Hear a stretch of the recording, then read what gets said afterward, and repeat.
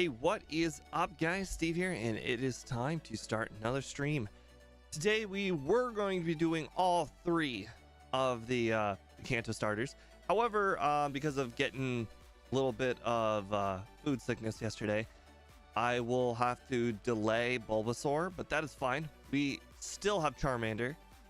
Charmander is going to be an interesting run, as I've played Charmander many times as a kid. As I've told you guys, I've replayed beginning of Red so very many times. It's literally insane how many times I had to replay Red because of the game not being able to save due to a dead internal battery. So this is gonna be fun. Partly the reason why Charmander, the Charizard line, is one of my favorites overall. But make no mistake, I have never completed the game with a Charmander as a Charmander. So this was definitely going to be quite the run.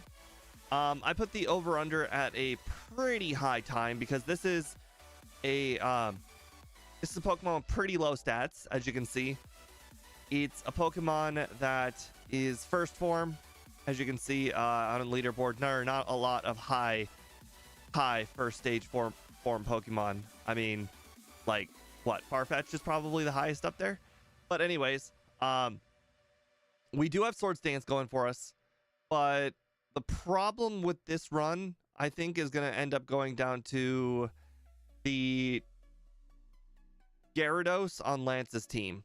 I really think that, just like a whole bunch of the ground types in this run, ground types just cannot get past that Gyarados. Like, if we look at the leaderboard here, the Dugtrio, the Sandslash, the Rhydon, the Golem, the Sandshrew, all of them just, they couldn't do anything against that Gyarados. Like, you just have to get the miss and just pray that you're a high enough level to one-shot or just do something to the Gyarados. I think I'll be a high enough level where outspeeding it's not going to be a problem. So, quite frankly, I think there's a very solid chance I will one-shot the Gyarados after a Swords Dance setup. So I'm not terribly worried about that. But if we don't one-shot the Gyarados, I'll have to go with Speed's plan. And Speed's plan was to get Mega Kick. And Mega Kick will one-shot the Gyarados with the Swords Dance setup. So if Swords Dance Body Slam doesn't work, Swords Dance Mega Kick will work. I'm just going to have to remember where Mega Kick is in the I know it's in the last cave. I just don't have all of the items memorized in the last cave. I want to say after you pass Fighting Pokemon Guy and Psychic Guy, it's to the left where you push that final boulder, but I'm not entirely sure if that's Mega Kick. I do know that it's a low TM number, so if I were to pick it up, I would know instantly if it were Mega Kick. But I'm gonna take some precautions in this run. I did watch a few people do this run to make sure that I give myself the best possible chance. Unfortunately, Speed's video wasn't very helpful, as it was over a year old and he had over 100 resets, which he finished the game at like level 62. That's just insane. My goal here is to finish at like 70, maybe 73. So I don't think I'll be trying that devilishly hard to get past the Gyarados. But this run's gonna be fun.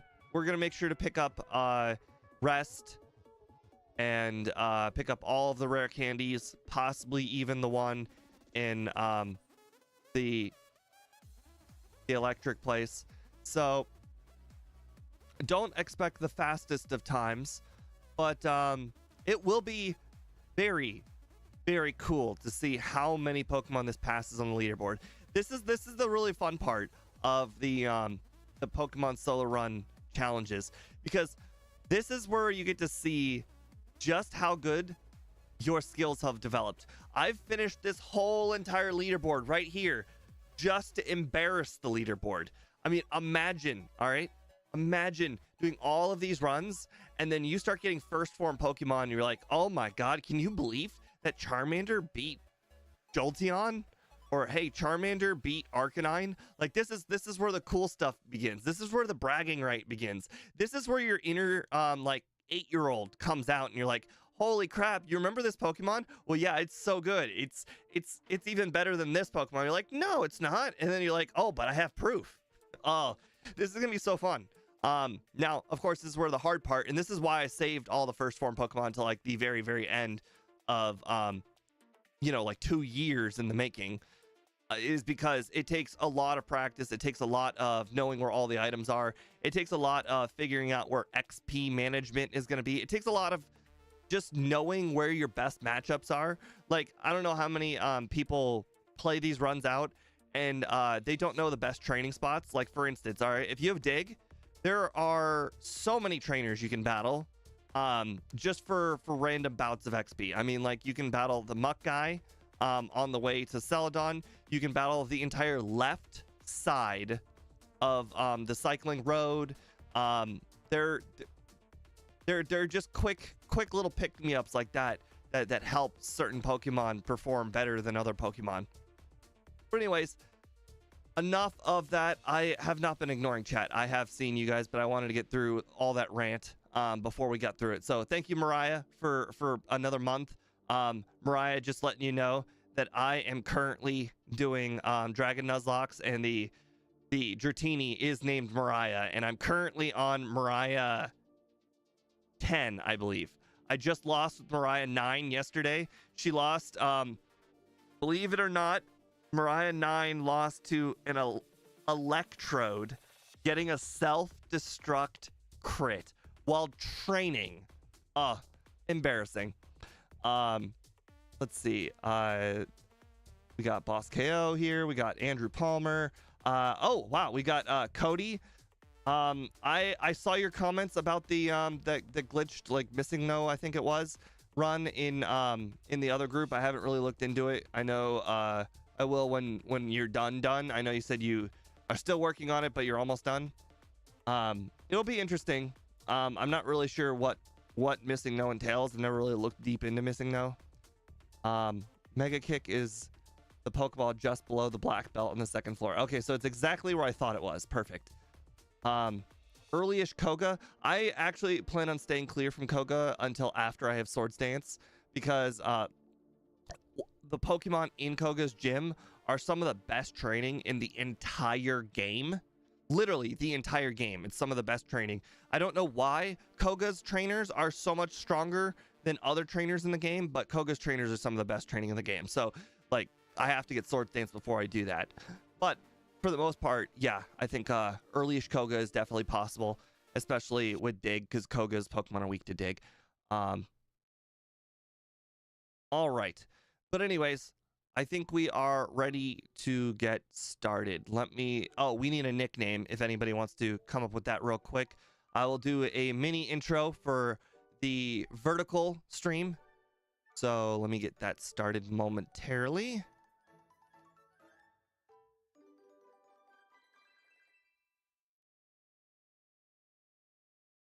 I'm feeling good, Andrew. I don't particularly get sick in general. It's more of a food sick, so like I wasn't expecting it to be that bad. Arby's, I don't like. I don't know why Arby's is bad. It's just Arby's. That's funny. You might as well name it Taco Bell, but I guess the fire's coming out the wrong end for it to be Taco Bell. Ooh, I mean, if we're going about fire, then what's the really hot food, like 911, like, you know, those Buffalo Wild Wings, or not Buffalo Wild Wings, that would be Quaker Steak and Lube, I think is the one with 911. Oh, there's some good nicknames to be had. All right, let me start. All right, hello everybody on the vertical stream. If you wanted to catch an intro, make sure to check out the horizontal stream. For now, we're going to go ahead and get started on the run. Today, we are playing Charmander in Generation 1. We are only going to be using a Charmander, and we are not going to be doing anything like items in the middle of the run or anything like that. It is a Charmander and a Charmander only. All right, and we don't start the timer until after we picked up the Pokemon. I know it's a weird rule. It's something I started 2 years ago in the making. If I were to redo it now, I definitely would change this rule to make it as soon as I click the start. On the bright side, it doesn't affect our Pokemon's time whenever we give it a weird long name. So, you know, there is that going for it.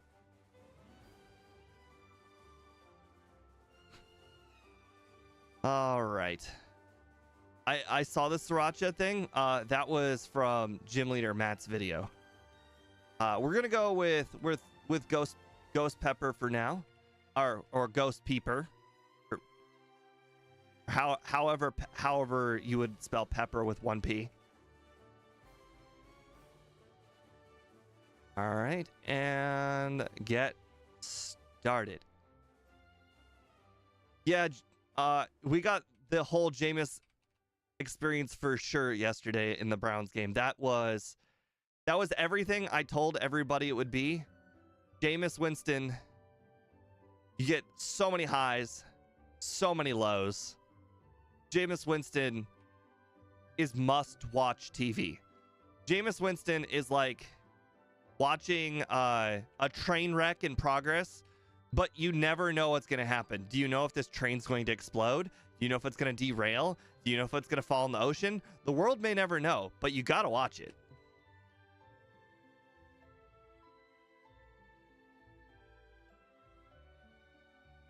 Yes, Jameis is the one guy who, I don't know if he set the record, but he got 30 touchdowns and 30 interceptions in 1 year. Yes, that is correct.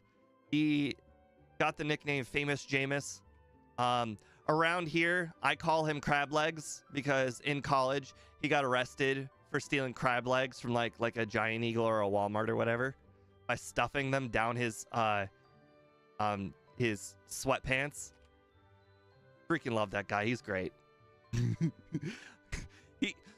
Don't get me wrong. I don't think he's very good, but I freaking love watching him play.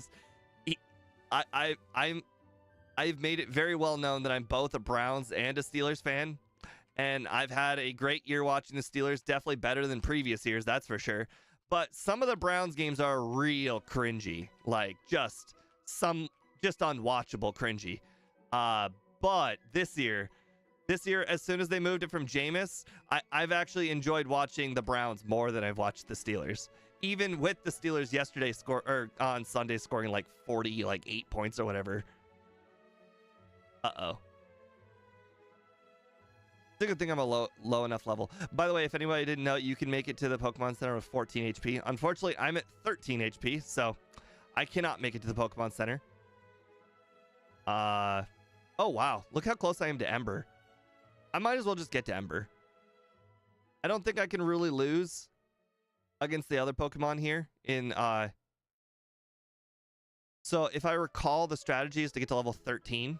So we still got a long way to go for 13. I'm purposely going to walk into the grass sections that have encounters on purpose because I want the encounters. I think I can't get to 13 without getting at least a handful more of encounters. On the second run, it looks like, though, if I were to... No, I pretty much did what I'm supposed to do. Go battle, like, the level 9 guy, come back when I have Ember. No, seems about right.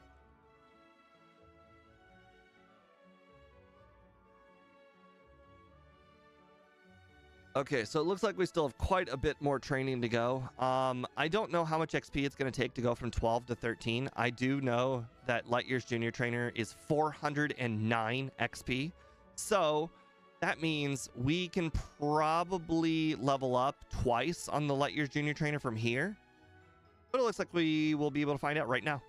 279. That's actually real good. We don't necessarily need 13 for the for Brock, but it's definitely recommended to be at 13. I wouldn't particularly do it below 13, and the reason why is look at our speed. Our speed is at 25 currently.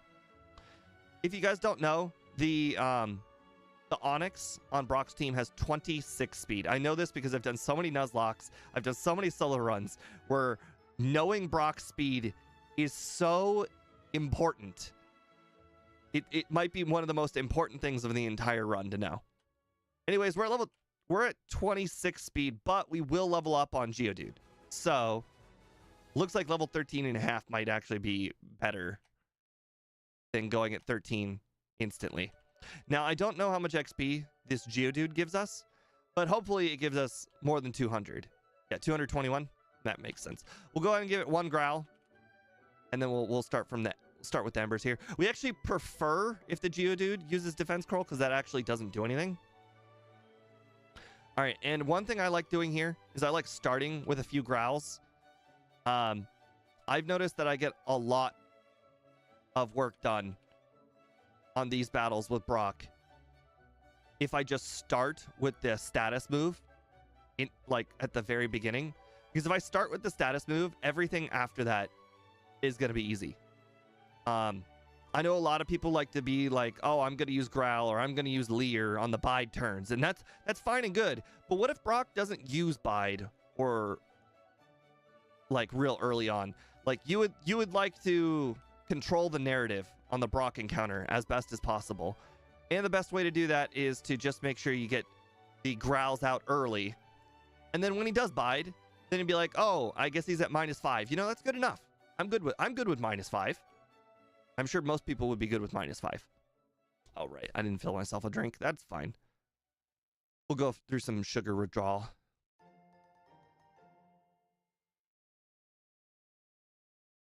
Make no mistake, I do plan on doing a bunch of training here in Mount Moon. And the reason why is because we need to be level 30 for Misty. And that's just not possible unless we do the training in Mount Moon, we do the training east of Vermilion, and we do the training in the SSN, and then we go all the way back to Cerulean. Now, don't get me wrong, we're not going to do the training here on Route 3. The training here on Route 3 is not great. Nor is the Jigglypuff girl over here, although we do want to catch like a Spearow or something. Pidgey, that's fine.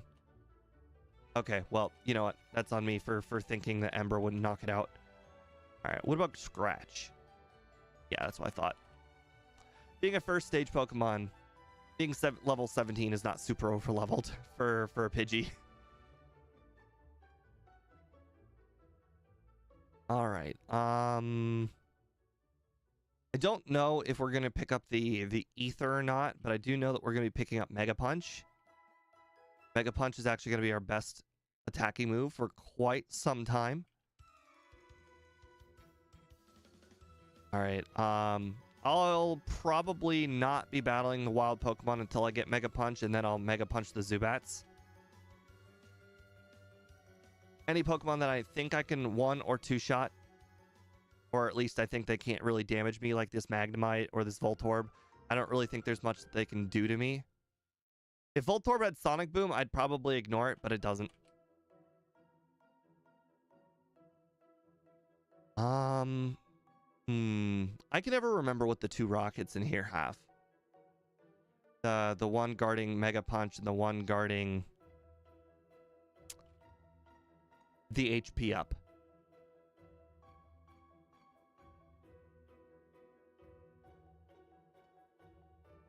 Regardless, I typically like to push the training as much as possible. The training here still is like level 10, so they're not the best training. But beggars can't be choosers, am I right? When you have to get to level 30, you pretty much have to do all the training you can. You can't really be picky.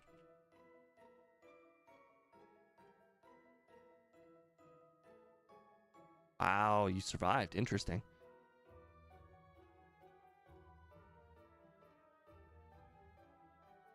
Actually, this guy's probably good enough. Ah, yes. Good old 85% accurate Mega Punch. Love seeing you this early in the run.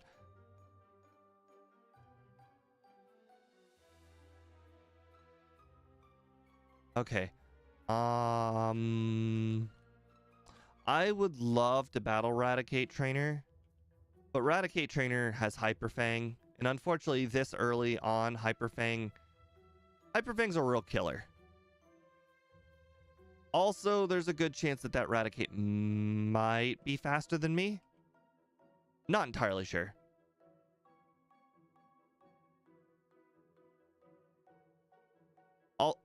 On the bright side, I am level 20. I think I wanted to be at least level 20 for the optional rival 2. Oh, nice. Nice. Scratch. Nice.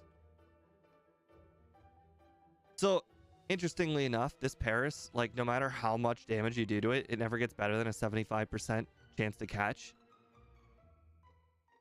I've been noticing this with the Nuzlocke because I didn't really think things through, and I told Speed that the version didn't, like, so there were a lot of cases where I told Speed the version didn't matter, and he could give me red or blue. It didn't matter because the version exclusive Pokemon were not being affected by the Nuzlocke.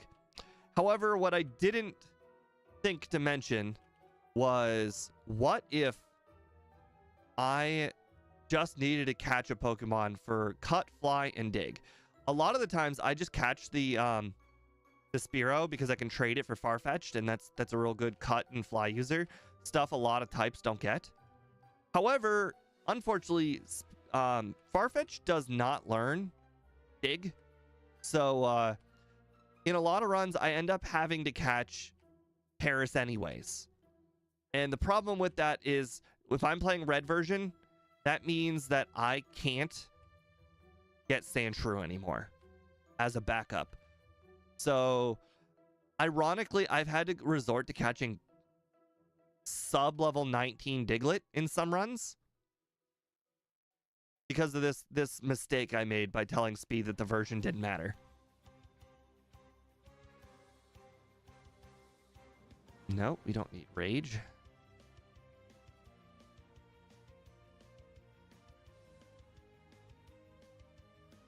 Okay. Thank you for hitting. Thank you for hitting, but unfortunately... Oh my god, I hit twice. That's awesome. That absolutely mattered. The 243% chances absolutely mattered. You saw how much damage that bubble did.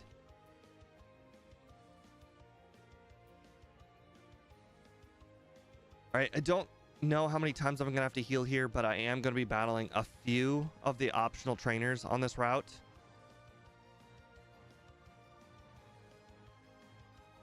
I'm still debating on battling Butterfree Trainer. Butterfree Trainer is scary.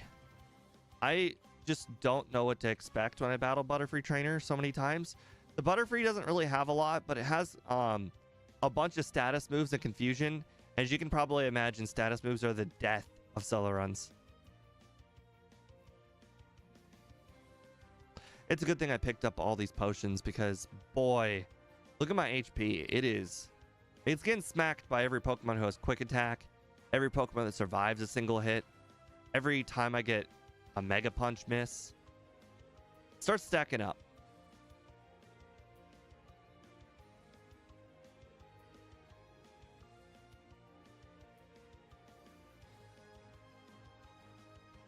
Okay. I'm also going to do the SS training last. Since I know that I need to be level 30 by the end of the SSN, I can pretty much pick and choose how many battles I have to do on the SSN to get to 30.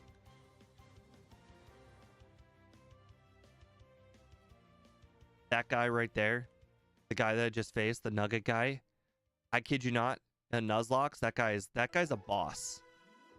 Like, you don't think of him on any run, because why would you? Who would think of him as a difficult battle in any run ever? But that guy has caused so many resets, so many ends of runs. It's a little insane. And you're probably thinking, but how? His Zubat is slightly higher level than everybody else's Zubats. The 3 Zubats you have to face. And also, he's got such good accuracy with that supersonic. I don't understand, but that Zubat lives like every single run. Like these Nuzlocke challenges, basically when you can't be over leveled, you are two-shotting Zubats constantly, and that guy's Zubat is like the most accurate supersonic user I've ever seen. You know, it's almost like he individually has a buff on Supersonic that like Ash's Pikachu in Gen 2 has got a buff on Thunder. Prove me wrong. Ash's Pikachu has a buff on Thunder. Whatever that Pikachu is, it has an accuracy boost. You can't tell me otherwise.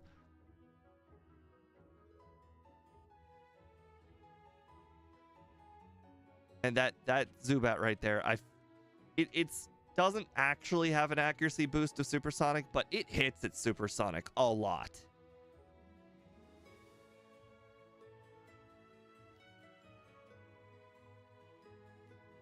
All right, I already battled that guy. I don't actually need Seismic Toss.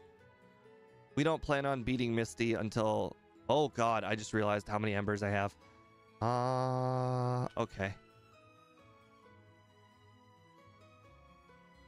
Oh gosh.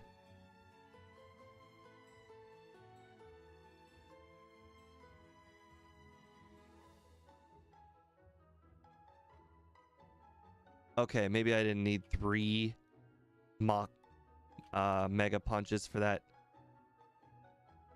Machop like I thought I would. Okay, 26. I don't know if we will be doing the trainers east of Vermilion like I thought. I really did think that I would be a lower level than this by now.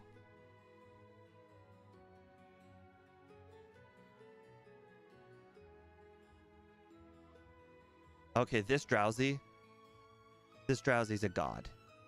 This Drowsy, it goes for hypnosis on turn 1 so much. I'm not going to complain saying he's an accurate hypnosis user. He certainly hits his hypnosises like I hit my hypnosises. Not often, but when he hits them, they stick. But that guy caused probably a good 6-7 resets on the Ghost Nuzlocke, just for the simple fact that that dude just does... When he hits his hypnosises, boy, he is rough.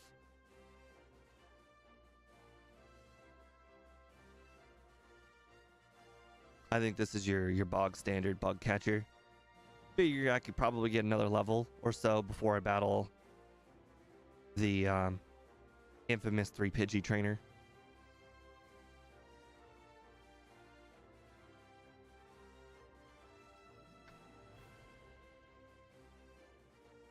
Another interesting thing here is I'm going to be keeping Mega Punch just a little bit longer than anybody would actually expect. I want to hold on to Body Slam a lot longer than anybody should. But we'll see. We'll see how it goes.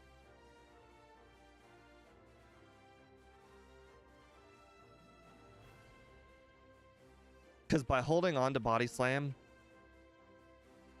that affords me the latest, like, I can use Slash so much later in the run than most people use Slash, because the coverage for Charmander is pretty good.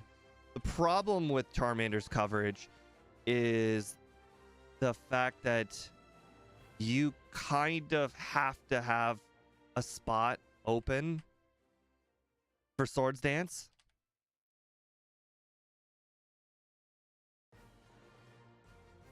And sometimes you just don't want to do that.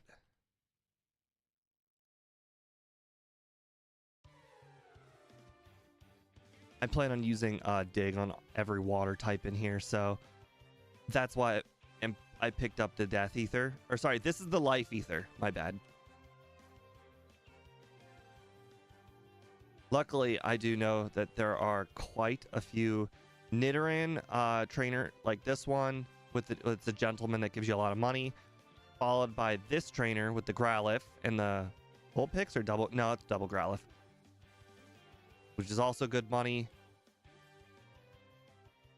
There's another Nidoran by Body Slam. I can't remember what the other girl is. I think she is a Pidgey and a Nidoran. It's been a long time since I battled her, but once again, need to get to level 30. So training. Oh, what do you know? It is Pidgey and Nidoran. Good call, me. Just whatever training is fine. All right, we're gonna ether dig after battling Growlithe Ponyta guy. And then I can't remember what the girl to the right of this one has, but I want to say they're also fire types. I want to say it was like Ponyta and Vulpix. I have 2 ethers. My bad. I forgot I grabbed the other. No, not even close. Interesting. If that Pikachu didn't have Thunder Wave, I'd say it would be safer than battling the other trainer. No, I'd like to get to level 30 first. No. Oh, where's my potions? Oh, did I use them all? Wow. Okay. I might be able to win. I am level 29 after all.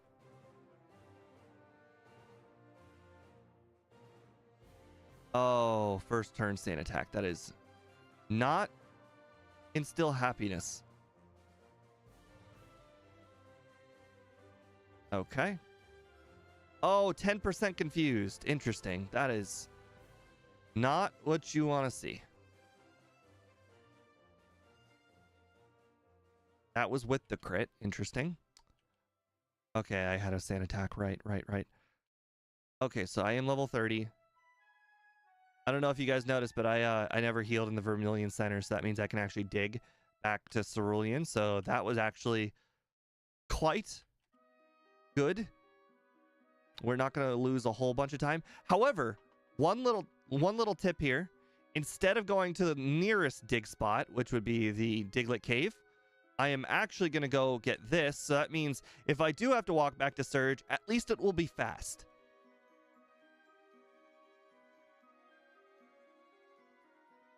Now, Misty is still no guarantee, even with Slash, but Slash gives me the highest probability of winning. Interestingly enough, though, it didn't really feel like I had to do a whole lot of extra training. I actually felt like it was kind of normal, the amount of training I had to do. Like I understand it's still like slow for a solo run, but these are the kind of things you have to do when you are playing a first stage Pokemon. Holy crap, I even outspeed. That is amazing. Level 30, highly recommended. You know that would have taken so many resets if I wasn't level 30. All right, so let's heal here first. That way we once again have a dig spot here. And now we have the bike. The repels. Get rid of the death ether, which actually is normally the life ether, but today is the death ether. Normally, I don't pick up that ether unless I absolutely need it.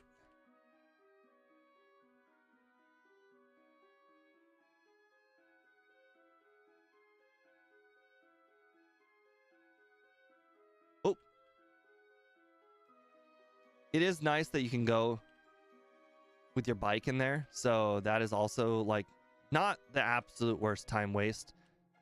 I used to think really, really poorly of going back and having to do Misty, but if you don't have to do the healing and Vermilion thing, it's really not that bad.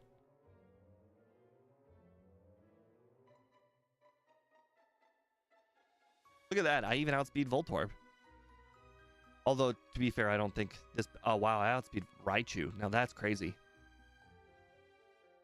All right, let's see what level we get. Flamethrower 38, not bad.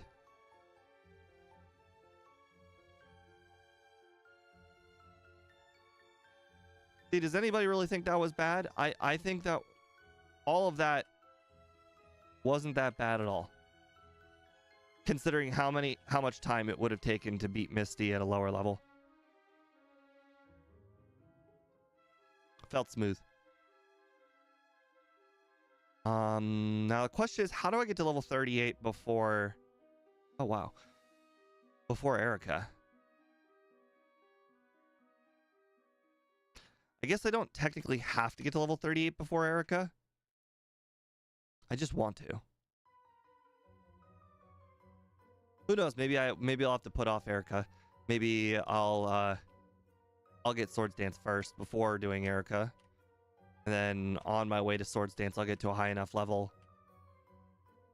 All right, repel. Yes, again, this is one of the benefits one of those benefits that I mentioned about if you know where to train, the training isn't too bad. And the places that I knew where to train was in Mount Moon. I don't know if you guys know, but I didn't battle all the trainers in Mount Moon, but I battled all of the trainers that were fast in Mount Moon. AKA all of the ones that have bug types or grass types, I made sure to battle. And then the ones that didn't have rock types, the ones that didn't have like the Raticate with the fast Hyper Fang. Like that Raticate probably could have knocked me out if, you know, if it got a crit. So it wasn't worth the risk. What other coverage was I supposed to have? I feel like I'm supposed to have a move over Mega Punch by now. Or Mega Punch by now. No, it's not Body Slam. Oh, right. It's Sword Stance. I want Sword Stance over Mega Punch. I know it doesn't make any sense. Why would you have Sword Stance and Slash? You also got to remember Slash doesn't always crit. It's not a 100% chance to crit. Oh, wait. Hold on. What was our speed? What did I say our speed was at the beginning? Did I say our speed was 65? I vaguely recall myself saying it was 65. Because if it is 65, then we do have a guaranteed chance to crit. I was going into this thinking, I heard somebody say it was a 70% chance to crit, which, to be fair, I didn't think that was true. I thought it was a higher than a 70% chance to crit, but I figured the person who was doing the video was accurate, but I'm starting to think they weren't.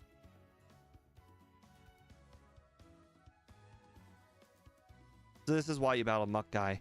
This guy gives that Muck, like the Grimer line, give a lot, like a decent amount of XP.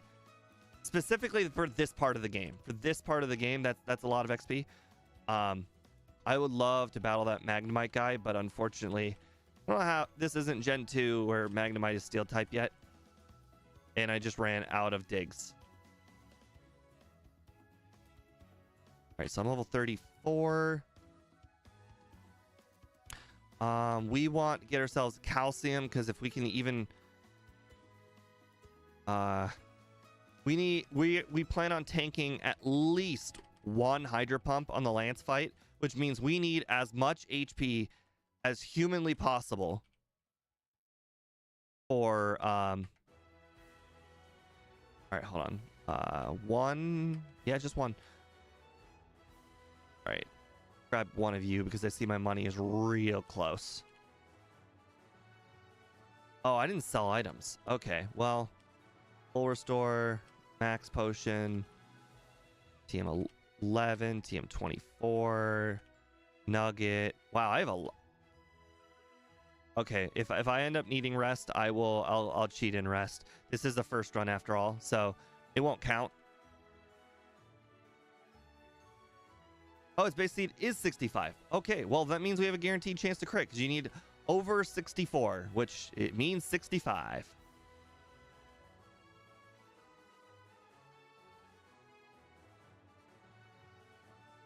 It's actually very good to know. It doesn't mean that my dig is the only thing that's going to be the benefactor of Swords Dance, but I think that's fine.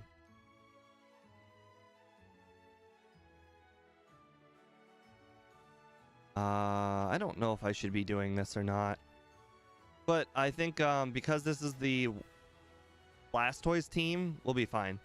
I did debate on doing the harder team, which, to be fair, I think the Venusaur team would be harder than this Blastoise team. But I figured if a lot of people are watching the Charmander run, like they're just expecting you to do the Blastoise team. It's just the most iconic team for a Charmander would be the Blastoise team. So I just figured I had to leave it the way it is, the way the game intended. Like people at home be like, this is what it looks like when I play, you know. This is the most repeatable. Oops. This would be a repeatable outcome for me. Like if I were to do a solo run right now, I would be able to duplicate this run. So I left it as the Blastoise team, even though I do believe that the Venusaur team would be harder. The reason why the Venusaur team would be harder is because it's not Venusaur, obviously. It's the simple fact that the Gyarados is so much harder than the Blastoise. It is not even comparable how hard they are. It is just night and day different how much harder the Gyarados is than Blastoise. And then you just have to pick your poison. Who do you think is worse? Charizard with Rage or Blastoise with Blizzard? Or sorry, not Blastoise. Or Venusaur with Razor Leaf. I mean, don't get me wrong, both of them are probably quite easy. I've got Flamethrower at the end, and I've got, well, I don't really have anything that's good against Charizard, but I figured if I had to go against a Pokemon that I guaranteed would knock out with Body Slam / Mega Punch with a full Swords Dance setup, or that I would knock out with Flamethrower, there was a good chance the Venusaur could survive a Flamethrower. So, you know, it was pick your poison. I think both of them were one shot. And you're probably thinking, but I guess if you pick the Charizard team, the guy would have Executor. But I've faced enough Executors to know that the Executor absolutely dies to Flamethrower. I don't know why it dies to Flamethrower. It's only 2 times weak to Flamethrower. But for some reason, it dies to Flamethrower. It doesn't die to Blizzard, though. But it dies to Flamethrower, which I don't understand. Because, I mean, I guess when you think about it, in hindsight, a lot of Blizzard users aren't Stab Blizzard users. And Flamethrower users are all Stab Flamethrower users. So I guess that's why Flamethrower is able to knock out Blast or Executor consistently, while Blizzard doesn't. Actually, that's exactly the reason why. I don't know why I just debated it. It's literally 145 power versus 120. Obviously, the 145 Flamethrowers is getting... I used the wrong repel there. Okay, it's fine. All right. Typically with Dig users, I PP up Dig. What? Oh, I was higher than I expected. Interesting. All right. So the right side here are all fighting users. The left side is mostly poison users. But when I don't PP up Dig, like I currently have not PP up Dig, I'll just battle this one guy. But I think on the second run, I'll probably end up battling the whole left side. Really? That's fine. We're a high enough level where the repels are absolutely all going to work in the Safari Zone. Our Pokemon dying in the overworld is fine. This is not a Nuzlocke. It is perfectly fine. Unless we go into a battle. If we go into battle, then we're done. But luckily, it won't matter. Our Pokemon is going to be such a high level, it will be able to not go into battle. And for anybody who doesn't know, the repel is based on the front member of your team. So even though the Pokemon is dead, I am still repelling very, very high level Pokemon despite a Pidgey being in front. Who knows? Maybe that's something you guys just learned. It is not something that comes up very often.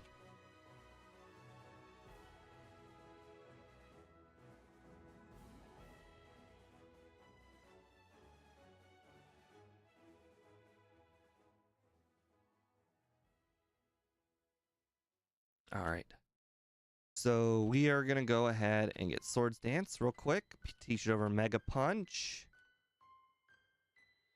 Luckily, I think Slash will probably be strong enough to knock out the Psychic types, so I'm not really worried about that very much. Safari encounters count as a battle, even though you're not using another Pokemon. That is a gray line, MNIR. But I would count them. I would count it, yes. I would count any battle scenario as a battle. So if I were to get into a battle, I would need to make sure that I'm a higher level than them to be able to repel them away. Oh, I still have a Carbos. I don't even remember where I got this Carbos. All right. Head to the 10th.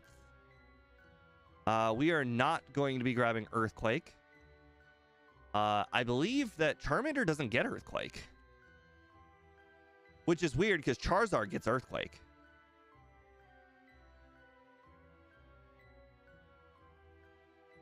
All right, I will also be grabbing the 7th floor Calcium while I am here.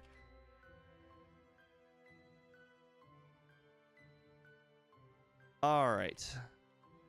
Oh, right, and while we're here, obviously, the more important item on the 7th floor. Item I probably should have grabbed first. All right, Swords Dance. Teach that. See, this is the reason why I did not want to teach Body Slam. As you can see, my move set is very limited, and I would like to teach Body Slam over Slash when Slash becomes less good. Right now, Slash is still very good for us.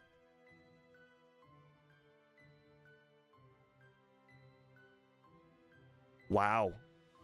You know, I knew that Slash would inevitably become like not good.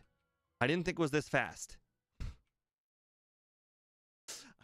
Not being able to knock out a Drowsy is a little eye-opening to me. I really thought I'd be able to knock out a Drowsy.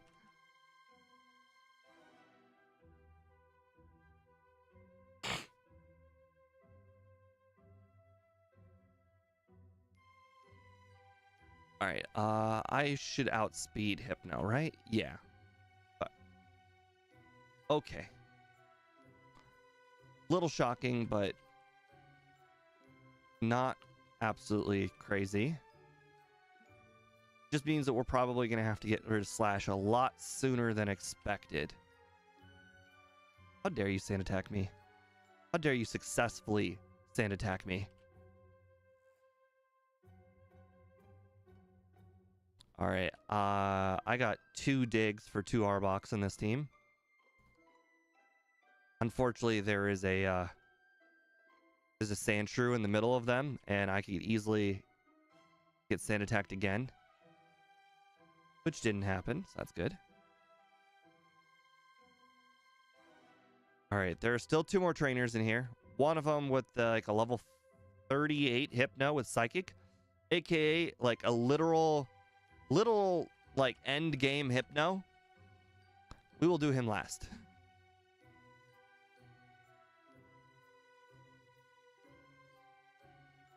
Wow.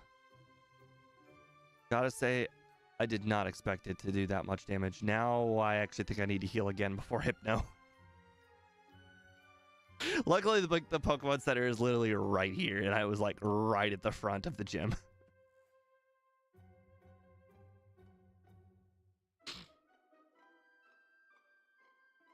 Okay, I don't even think we're gonna, oh my. Psychic crit for our first reset. Did not see that coming. I figured we would just tank 2 regular Psychics. Another Psychic crit, wow.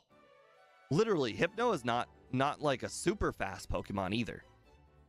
Look, crit rate, okay, well, crit rate's 13. So it's definitely faster than Charmander here, but it's certainly not super fast. That's for sure. Those crits were unlikely, but it is what it is. All right. Probably something that won't happen the second run, but we'll see. All right. 1 Swords Dance. That's fine. We only need 1 Swords Dance, I think. Is Muck. Okay, the muck lets us essentially decide on how many Swords Dances we think we need, because generally this Weezing is in the same like range as Muck as like defense. It's obviously more defensive, but like the Muck gives you a good idea of what you need for the Weezing, which turns out it was deceptive. All right. Oh, wow. I have not done Erica yet. I really should have. I only need to do Erica, like, as soon as I got Flamethrower. A lot of people, when I was prepping this, I saw them do a lot more trainers in Erica's gym than I like. This is the only trainer I like, the entire gym. I think the rest of the trainers are very bad. I think the rest of the trainers, the Bellsprouts and the Oddishes, are so bad, like XP and level wise, that they just don't exist. They shouldn't exist. They don't count. That girl though, right there, she's got 3 fully evolved Pokemon, which is pretty good. Well, sorry, middle evolved Pokemon.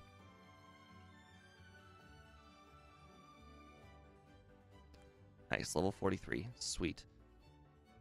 As much as I would love to go check on Blaine, I do not have a surf user. So we will see how Rival 5 goes. I certainly hope I do not have to go and... Oh, right. I'm doing this run like it's a normal ass run. What am I doing? Obviously train. Train. At least, at the very least, train on the best trainers in here. I'm starting to learn where all the best trainers are in here. Not 100% certain where all the best trainers are, but I like the 3rd floor here. They have very solid trainers. The trainer to the right of the heal bed is not so bad. And I want to say there are some good trainers on the... the last trainer on the 4th floor is pretty good. And...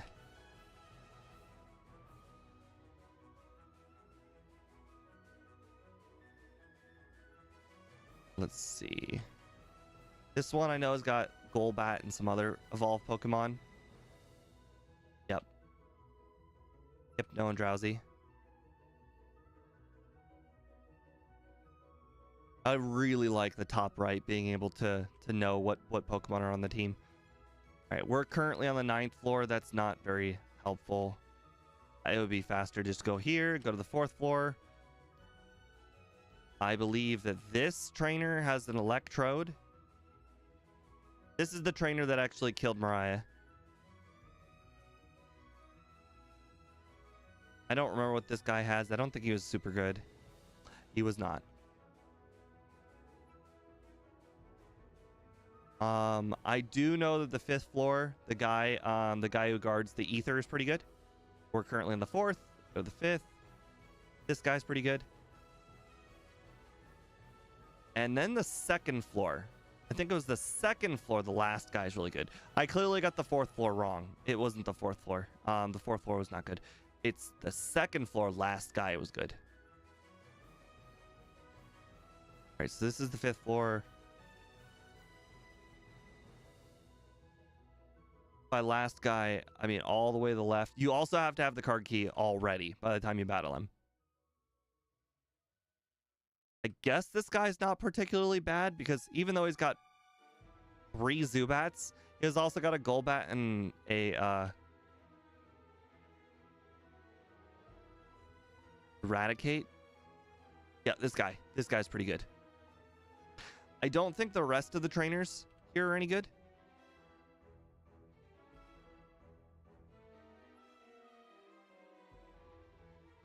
But I'll battle them anyways.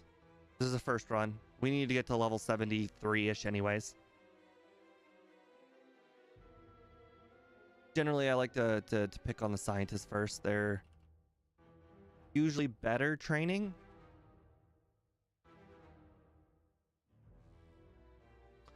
And I don't think this other guy is very good, but I'll double check.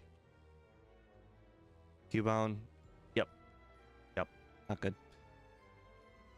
Okay. I can't think of any other good trainers off the top of my head. I don't know if any of you guys can think of any other good trainers off the top of your head, but I think I battled the best ones. We went from 43 to 46 and 9/10, so I'd say that was a pretty good round of trainers. I probably should have got 703 more XP, but it is what it is.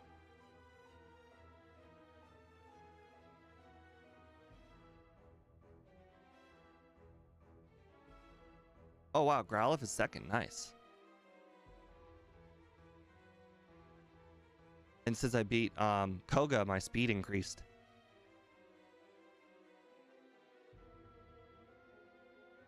Much as I would love to have used Slash, I think that Dig is the best choice here because of Swords Dance. We have not taught Body Slam yet, so do that when we get a moment. Outspeeding the Alakazam was probably very clutch. Oh wow, I did not pick up the hyper potion. I usually pick up that hyper potion for after the rival. It's literally, I literally use it every time for the rival. Like that is like the rival's hyper potion. Guess I kind of skipped it in the training.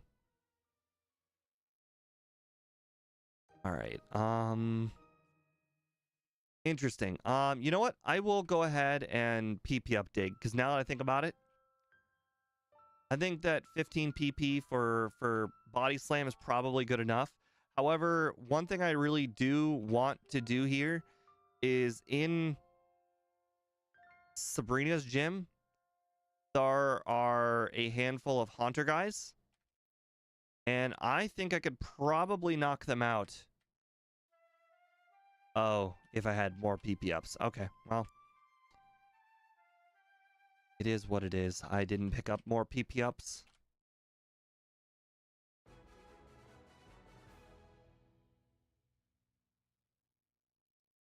Basically, these trainers that are in white. Hunter's got base XP of 126. Okay. Actually, hold on. That's good. Up, down, down, left. I wanna knock out this first Pokemon and then set up on the second, so that way I can outspeed on the third. So maybe what I want to do here is I just want to make sure that I put myself in the best possible place to sweep her team instead of getting to as high a level as possible. Just make sure that I outspeed and can one-shot this Alakazam instead of the training. Like I said, the training in here is fine. The Haunters are 126. I don't think any of the Haunter trainers have more than 2. So it's not like they're the best training. But enough of them exist where I think they could probably at any point put me in a good level up spot for Erica to make, or for Sabrina to make her easy. We are on a very, very solid run. We have not particularly had any roadblocks. Everything has felt smooth. Even though we've done extra training, everything has felt very smooth. I think currently we're way, way under the over-under prediction. All right, I'm going to not grab the calcium and the iron. That might end up being a bad decision, but if you guys take a look at the overlay, we actually can't take it out calcium anyways, and that's because we've grabbed 4 calcium early on in the run. You can only buy 3 of anything on your very first vitamin trip. If you grab 4, you will be sacrificing one of the pick-upable items later. Yes, Dust Yankee. We'll grab that later. But probably at the very end. You know what? I should probably make room in my inventory for Fire Blast. I don't think I'm going to use Fire Blast, but Fire Blast could come in handy if I actually think that Flamethrower is not strong enough. I don't know how, but you know, it's there just in case. I got a lot of what do you call them? Crutch items. A crutch item being an item that you don't think you're gonna need, but you're picking up anyways just in case you need it.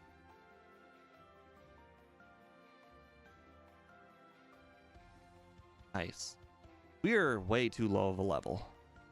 I expected to be a way higher level at this point of the game. I really hope that some of this skipped training that I've done is not going to bite me in the butt. Don't get me wrong, I am definitely going to do the training right here in this gym. Do the trainers I know I can knock out first. Fingers crossed I can knock out some of these. Okay, well, you know, I expected Rhyhorn with its 37 special to not be able to live that. Can anybody really think of a time where I actually needed Slash? It's been a really long time since I used Slash. Oh, Sand Attack, really? Okay, we're about to have a blackout. Dug a hole? I dug a hole. You X-Defend? Hey, you're a cheater! You cheater! Using items in the middle of being underground. How dare you? I understand I was probably gonna miss anyways. You know, oh my god, you're not gonna. Okay, thank God you used Slash. Andrew, we don't know that yet. We don't know that yet. Alabama could easily get knocked out in the well, they're not playing in the SEC championship game, but if Texas loses the SEC championship game, I think they will move Georgia up a few slots and they will move Texas down a few slots, keeping both Texas and Georgia in the playoff. And then if that happens again with another team, I can't remember off the top of my head what team I was thinking of, but essentially if you want a team like Ohio State or Alabama to continue being in the playoff, you want the higher seeded teams to win, because if the lower seeded team wins, they will absolutely guaranteed be in the playoff, and the higher seeded team most likely will not be downgraded out of the playoff. So if you're a fan of teams to be on the edge of making the playoffs, you want the better ranked teams to win. Like, for instance, all right, Clemson right now, Clemson's out of the playoff. Like, they lost last week to Syracuse, and that probably knocked them out of the playoff. But if Clemson wins this week against, I don't even remember who they're playing against, Boise, something like that. If Clemson wins, they're probably going to be in the playoff, and Boise's probably going to continue to be in the playoff. So, you know, anything can happen this week. SMU, yeah. But you see my point. Alabama could easily not make the playoff if Clemson wins. If Clemson wins, both SMU and Clemson are going to be in the playoff, and a team like Alabama's not going to jump up into the top 12. Oh, why did I just dig? Obviously, I got a Swords Dance first. I'm stupid. Okay, so this Doug Trio is very annoying. Oh, wow.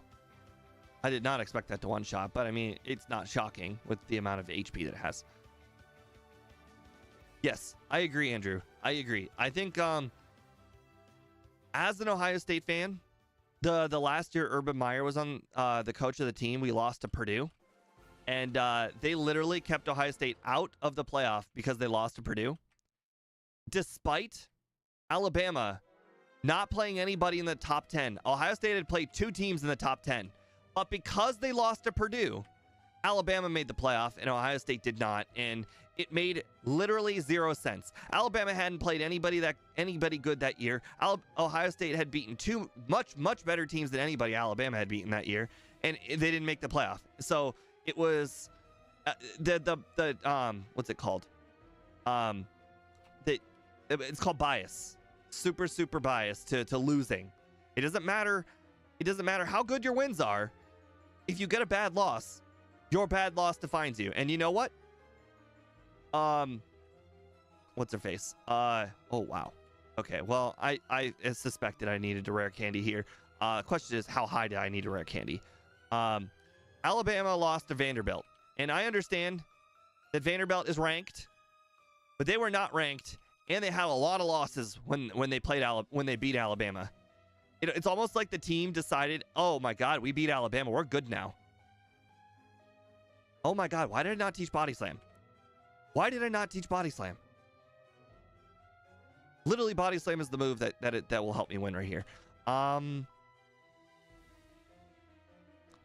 need another speed, I think, in order to outspeed Alakazam. Let's see, what do you have, Alakazam?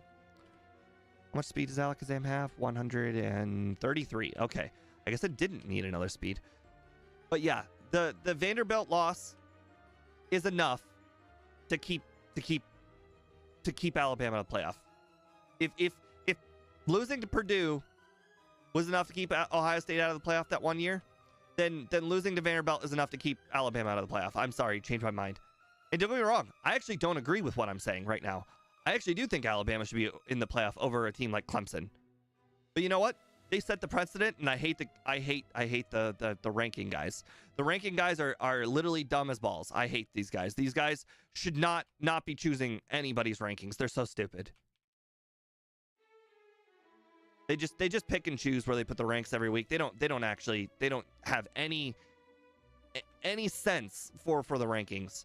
Ohio State, they lost to the number one team in the league. By the way, they lost to the number one team, but they lost because of a last second not like taking a timeout. So it's not like they lost by like a touchdown or anything. They lost because of a coaching error by the quarterback. But so it's literally as good of a loss as you could possibly have. Then they beat a top 4 team in to what's their name? The Penn State. Then they beat Indiana, another top 5 team. Ohio State has 2 top 5 wins. 2 of them. Nobody else has 2 top 5 wins other than Oregon, and they're ranked number 1, so that matters. Ohio State has 2 top 5 victories, and somehow they're 7th right now because they lost to Michigan. Which, I mean, as an Ohio State fan, I knew that Michigan game was nowhere near. They were not going to cover a 23-point spread. No matter how good they were never going to cover a 23-point spread. Never, ever were they going to cover that. I knew it was going to be a close game from the get-go, and it was a close game. And they for some reason, Ohio State decided to run the ball against a team that's really, really good against the run. So it was really bad coaching, and it was only 3 points. I'm sorry, but Texas lost to Georgia by like 20 ass points. Georgia's not even that good this year. And same thing. There, like, I don't know. I just don't understand. Ohio State is being crucially destroyed everywhere. It's a 3-point loss. And again, one 3-point loss to Michigan is enough to offset an entire 2 top 5 victories. Nobody else has 2 top 5 victories. Nobody. So yes, there's some extreme bias, and you know that it is what it is. If they're gonna be biased, I just want them to be biased both ways. Is what I'm saying. I understand the bias exists, and I'm fine with it. I can live with the bias. I just want the bias to be both ways.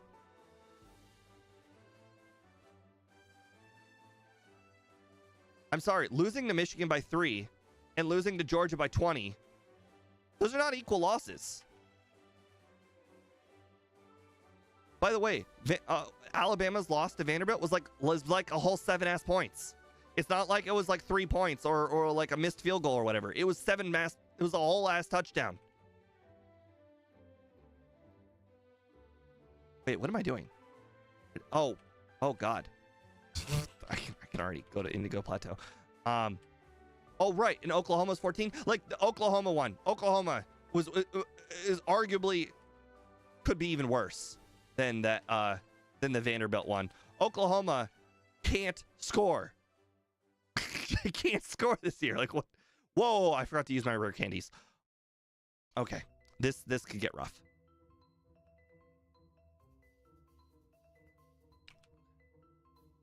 Thank you for the extra growl. I appreciate it. I might need that extra badge boost.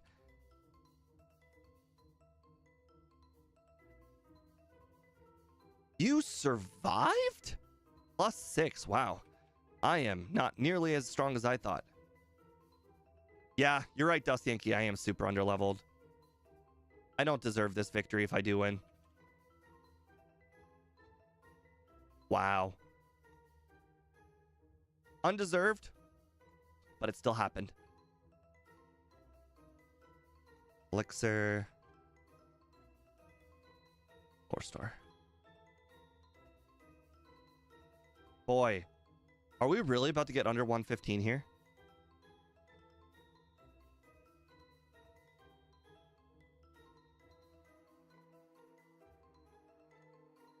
Oh, I just Gen 1 missed a dig if anyone just saw that.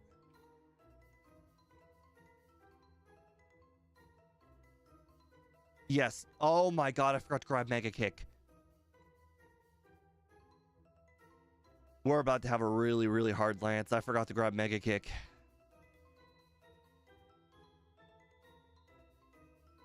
Oh, I just got a crit. Okay. How in the world did that happen? We're gonna be mid-60s, I guess, for Lance.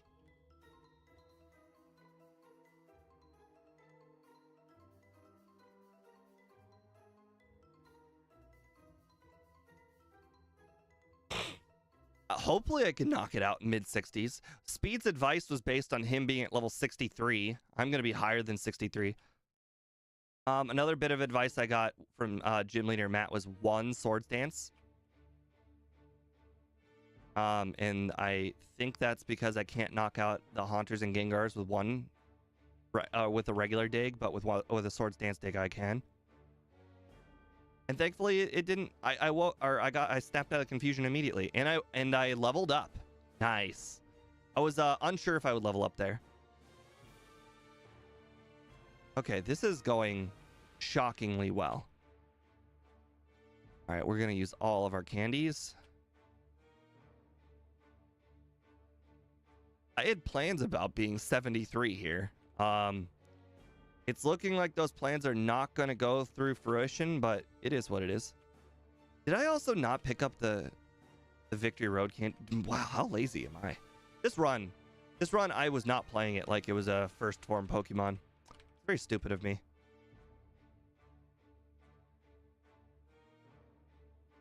Level 67. I hope that doesn't bite me in the butt.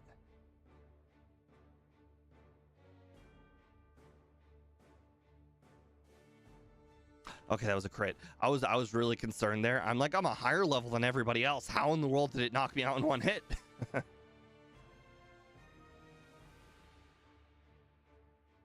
Ooh, there we go. We got the...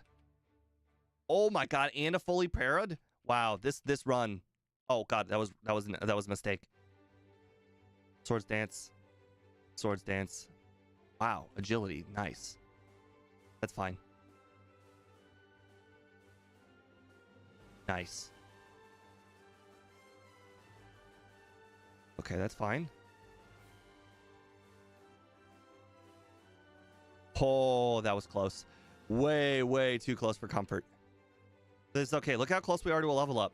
That means after the Alakazam, when we get to the Rhydon, we can badge boost after the Alakazam.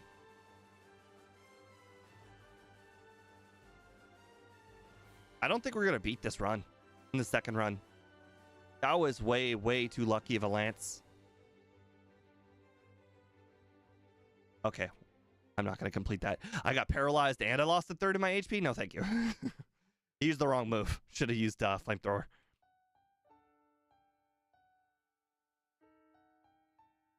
Oh my god, I got a crit. Nice. Okay, Reflect. I should have expected that. Okay, Psybeam crit. Nothing I can do about that. Okay, I pretty much need the Alakazam not to use Reflect then. That's fine. Alright, let's see how much a normal Body Slam does. Okay. Maybe the Body Slam Para is pretty important. Okay. Yeah, we're not winning this one. Okay. Okay, I think we start with body slam until he uses reflect, and then we switch over to dig.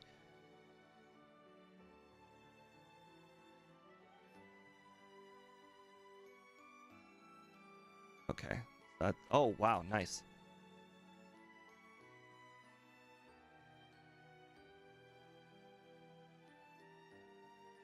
Nice, fully parried. Okay, perfect.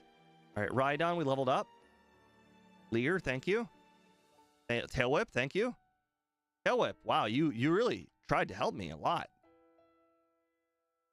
Okay, well, that's fine. All right, Arcanine, dig. Executor, sure, we'll try Flamethrower. Nice. Got a crit.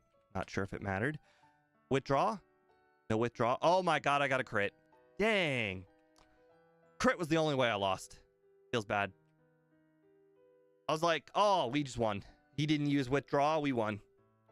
Withdraw was like the other only thing that I think could have happened. I didn't actually even factor in the chance that it would crit. Ooh, nice. Got the para. No reflect. That was the smoothest Alakazam we've had. Leer, thank you. Leer, thank you. Horn Drill, thank you.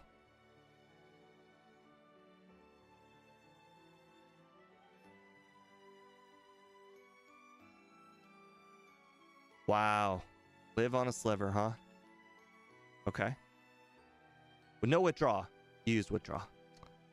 Second withdraw. We're cool with that. 106.05. Over 10 minutes below the under. Pretty happy about that. All right, for anybody who is new to the channel that may be watching on the vertical run, we always do a second run. We usually take the things that we learned from the first run. Unfortunately, we didn't learn a whole lot from this first run. We learned that this first run might be pretty unbeatable because we got super lucky. Normally you don't get things like 2 Hydro Pump misses on the hardest battle of the run. Like, one of the things that I learned from watching Gym Leader Matt was that I was supposed to teach rest over dig on that Lance battle, and the reason why is I can rest up after taking the Hydro Pump after setting up. So essentially what I would do is I would take the first Hydro Pump, the second Hydro Pump needs to miss, or vice versa. One of the Hydro Pumps have to miss. It's still mandatory to get one miss. But then when you get to the Dragonair, you can essentially take one Hyper Beam and then rest, or you can use your full Sword Stance setup, then rest. The key here is to increase your defense off of the Sword Stance. I know it doesn't make sense. Got to remember badge boost and all of that stuff. But use rest, get full HP, and then you should be able to 2-shot everything, at least 1 to 2-shot everything, and then that makes Lance consistent. But because I accidentally sold rest, that made that whole entire premise wrong, like that couldn't have happened. So we just kind of had to get lucky. I also did not pick up 2 candies, so that I could have been level 68. You never know. Damage rounding threshold could have made a difference. Anybody who doesn't know what damage rounding threshold, the level that you are currently in is factored in to the formula for damage. And when you hit 65, 68, 70, 73, 75, like those numbers, 0, 3, 5, and 8, the rounding, because the damage usually rounds down, or well, just a lot of things round down in the damage formula. Like, so the formula's got like a whole big wide section of stuff with like this over top of that, and then every time a division is made, it always rounds down. So whenever you get to 3, 5, 8, and 0, the rounding, because like we're talking like it could be 2 numbers higher, straight up 2 numbers higher, just because you got a slightly higher level. That's what we talk about when we say damage rounding threshold.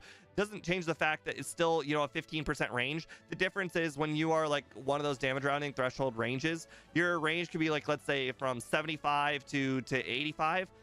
Now let's just make it simple. 85 to 100 because of the range.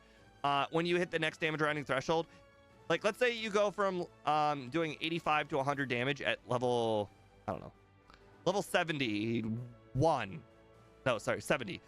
No.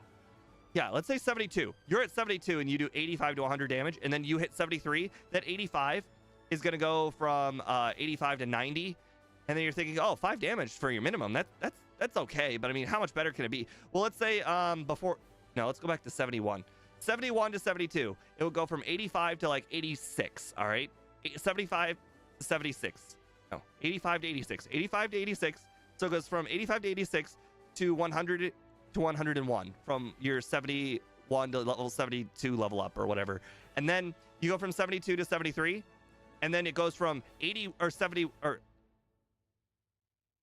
it'll jump up 4 points is what I'm saying. It's a big deal. The damage rounding is a big deal. But anyways, none of that mattered because I was 1 candy short, so it didn't matter. Speed, I just saw that you rated us. I see people are voting even though the run is already over. Congratulations. You won a fixed poll. Good job, guys. But anyway, Speed, if you guys didn't already know, we won. We got the luckiest run ever. I don't think we're going to beat this run on the second run, but we're going to try. There's not much I can improve. I accidentally pretty much did everything underleveled. I didn't pick up Mega Kick.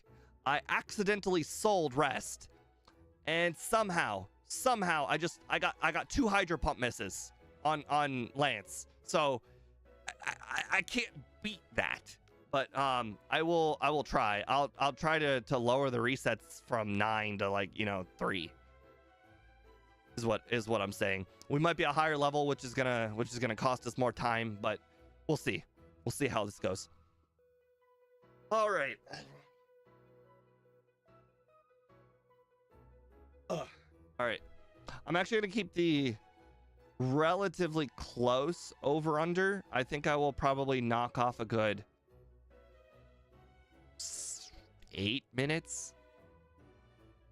All right, so let's go ahead and start the next over under. How fast will I beat the champion? Over 1:15. 1. We'll say 6. 106.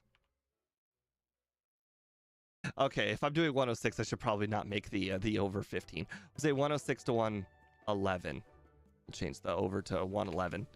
And then we'll make under 106. I'm telling you, we're not going to get the under.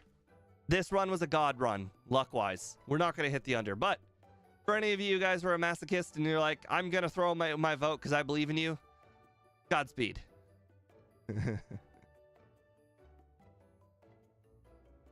Even I don't think I'm going to beat this run. And I'm the one who played it. Since this is probably the final time, let's actually see where this puts us in the leaderboard. 106. 106 puts us at Rhydon, which again also got very lucky. What's our game time? Our game time is 4:09-ish. Probably 4:08, but 4:09. So it puts us right behind Rhydon, in front of Arbok. So yeah, that basically the 4:06 tells you how much training we had to do. So yeah, that's about it. Am I shocked that we beat Pokemon like the likes of Arbok, Raichu, Wigglytuff, Golbat, Venomoth? No, I'm not shocked. Do I think I can repeat those results? No. I think this Pokemon is a lot closer to Sandshrew than it is Rhydon. But it is what it is.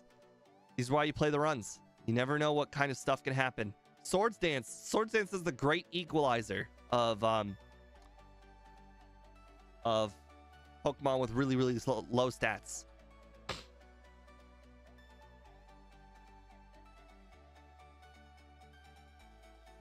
All right, so nickname.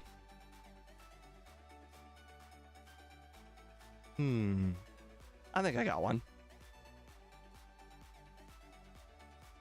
All right. The beginning of the run, nothing is going to change. Misty, nothing's going to change. quite frankly, nothing's going to change this run. I will probably do the same training. I think everything was necessary. I can probably pick up the extra candies, pick up the extra PP ups. I can teach Body Slam over Slash earlier. I found the last trainer I used Slash on was the Drowsy trainer in Koga's gym. And even then, Slash was not able to knock them out. So quite frankly, I could probably teach Body Slam as early as... Oh, I got it. I can teach Body Slam as early as the moment I pick up Swords Dance. And the reason why is because I have to beat Pokemon Tower to pick up Swords Dance, and Pokemon Tower is the last place I think Slash was useful. So yeah, I think that's pretty much it. So we'll teach both Swords Dance and Body Slam at the same time, and I'm not sure how that will affect too many things. Let's see. I don't think any of our moves are going to change. Like I said, I will pick up Rest or Lance because I think that strat that Gym Leader Matt came up with was way better than my strat of get 2 Hydro Pump misses. Not consistent, not fun. I do not think I will pick up Mimic. I do not think Mimic was super duper helpful. Do I think the calciums were worth it? Is the big question. I want to say they are, because I got hit by a lot of Psychics, Psybeams, Hydro Pump, Water Gun. I did lose to a dig, but to be fair, I only lost to that dig because for some odd reason, that trainer was allowed to use an X attack while underground. So, you know, he cheated. So I am not really gonna count that as a loss to dig. Yeah, so I think it's mostly special moves that take a lot of damage to us. So like for instance, Lorelei is also another Pokemon that did or another trainer that did a lot of damage special moves. So yeah, I think Calcium was definitely the right move. I do not think outspeeding is as important because I don't think there were any times where we were like 1 to 2 speed. Another thing, Swords Dance is the great equalizer of speed. Once you've actually beaten Koga, you know, you can use a Swords Dance to boost up your speed. The nice thing about a Pokemon that requires a really high level and a lot of training is you never feel bad putting yourself in a good spot to level up in the middle of a battle. And I think that's how we feel about Rival 5, how we feel about Sabrina, possibly Blaine, honestly not. Rival 6. Yeah, a lot of the battles we want to put ourselves in a good spot to level up after the first Pokemon. So we can just do training in those gyms or in those places until we get to the spot we want to, and then we can just set up from there and then sweep the rest of the team. Quite frankly, with Rival 5, we don't even need to do that. Quite frankly, at Rival 5, all we really need to do is be able to level up. That's it. We don't have to level up on a certain Pokemon or anything. Just level up. I will say though, his second Pokemon is Growlithe. So it would not be the worst to be like one Pokemon away from leveling up. So I will probably still do that. It just means that I'm gonna have to endure 2 attacks from Pidgeot, and it is what it is. That's gonna happen. But being able to set up on Growlithe to make sure I outspeed the Alakazam is incredibly important. I think that's enough reflecting back on this run. So I think we're probably ready to get started. I will also make sure to pick up the iron in Pokemon Mansion. I don't think the iron was super helpful, but you never know. That battle with Lance, we took quite a few hyper beams, slams. You know, if I even take 2 less damage because of that 1 iron, it might make a difference. So I'll pick it up for a Pokemon with Charmander. With when you're talking like it has so very little HP, so very little stats, where every single stat matters. I'm totally all for improving. Somebody mentioned another thing that I could possibly head back and do another vitamin run. This is one of those runs where you do so much training that vitamin runs, you have to do them early if you do them at all. So I don't think I could do it my normal place, which would be right after Giovanni. If I were to do a second vitamin run, I think it would have to be after Rival 5, probably, if I were to do another vitamin run. So I'd be able to probably get 3, maybe 4 more. And I think that's probably doable. The question is, what would I want? Because you got to remember, after Rival 5, there is still another calcium, which we can't pick up because we'll be buying 4. There's still another Carbos, and there's still another Iron. What would I even want? Like, a Carbos is not going to make a difference. The Iron could make a difference on Lance. It's still up for debate on if an HP up or Iron makes a bigger difference, but I think Iron makes a bigger difference than HP up because Iron affects all attacks, whereas HP affects one attack. Is the way I like to think of it. So probably Iron, I imagine. Oh, actually, you know what? No, actually, I should probably pick a protein. Buy protein, because now I think about it. Every single one protein I buy is gonna be 3 times thanks to Swords Dance. So, or 4 times because of Swords Dance. So actually, maybe protein might be better than Iron. It might also make some ranges slightly better. I can't think of anything off the top of my head that were close to being a one-shot. Oh, Cloyster was close to being a one-shot. Maybe being fully set up on the Dugong would actually make a difference in the Cloyster. I don't know how, but maybe.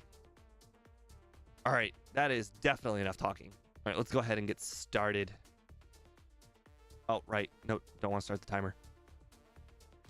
Even I get confused by my own rule of not starting the timer until after I've nicknamed my Pokemon.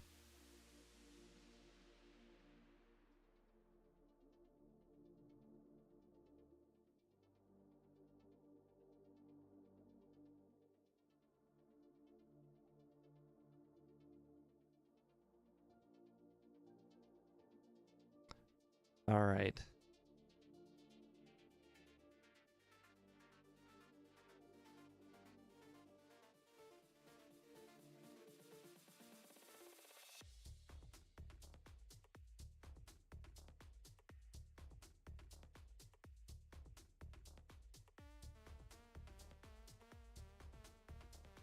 I had to do it. I think this nickname is brilliant.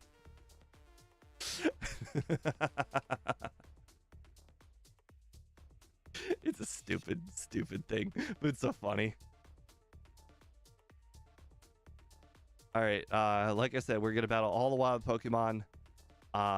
We're not gonna be battling the trainers until we have Ember already, because those trainers might take a little bit longer than expected. We are going to be grabbing all the proteins here, or not protein, all the potions here, because every single potion was needed for Nugget Bridge. We constantly are taking damage at Nugget Bridge, so definitely want to pick up these potions. Unfortunately, I can't beat the Rival. Not even going to bother trying. Rival also has Bubble at that point. Not going to win that one for sure.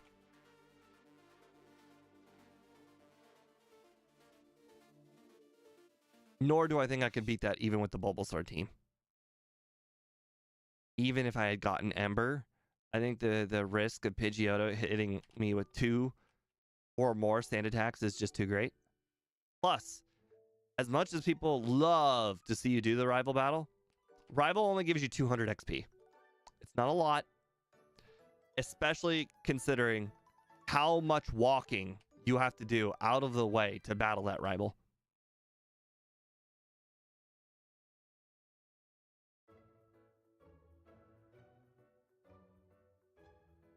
All right.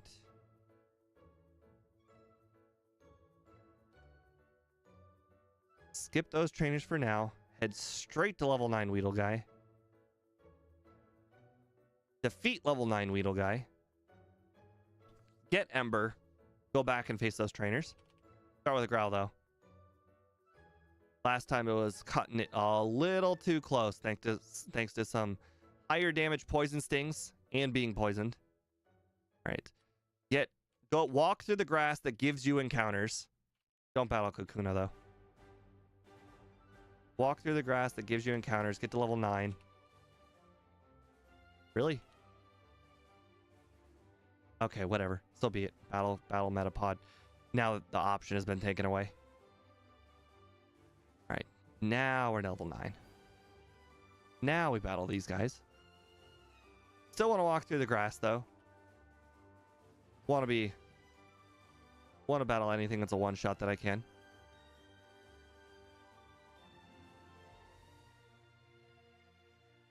Oh, right. We even wanted to be level 14, actually. Well, sorry. We want to be level 14 from Geodude leveling us up, which now we know is like 220. A little bit more than 220 HP, or 20 XP. That the Geodude gives you. I know if I want this run to be able to compete with the last run, I need to be just turning 12 before I do the Light Years Junior Trainer. Not that level 12 is required, it's just the simple fact that the XP was in the right spot where I level up after Geodude. If I turn level 12 as I'm getting ready to battle Light Years Junior Trainer.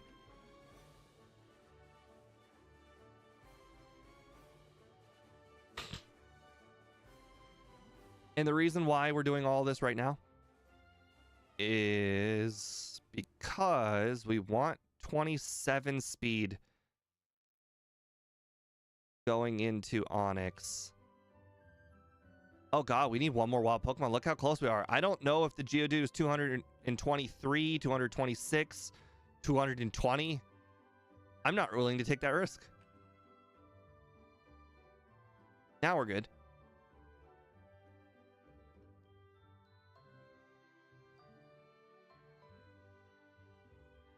So we're going to hit Geodude with 1 Growl.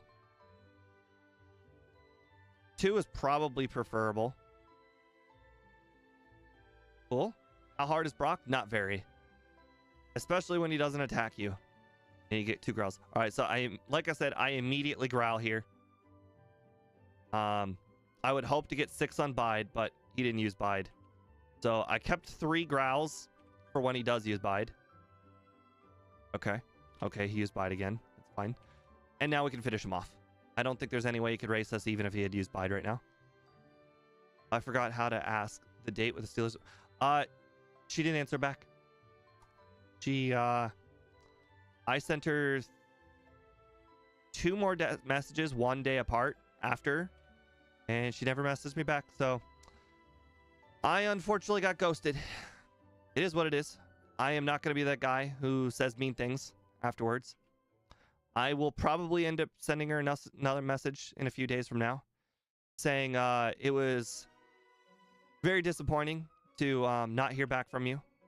I understand the decision to not meet me up in person. It is fine. I respect people's decision to not meet up in person. If you think that I haven't really thought like clearly on the words I'm gonna say. This is like my general like kind of thinking on where it's gonna go.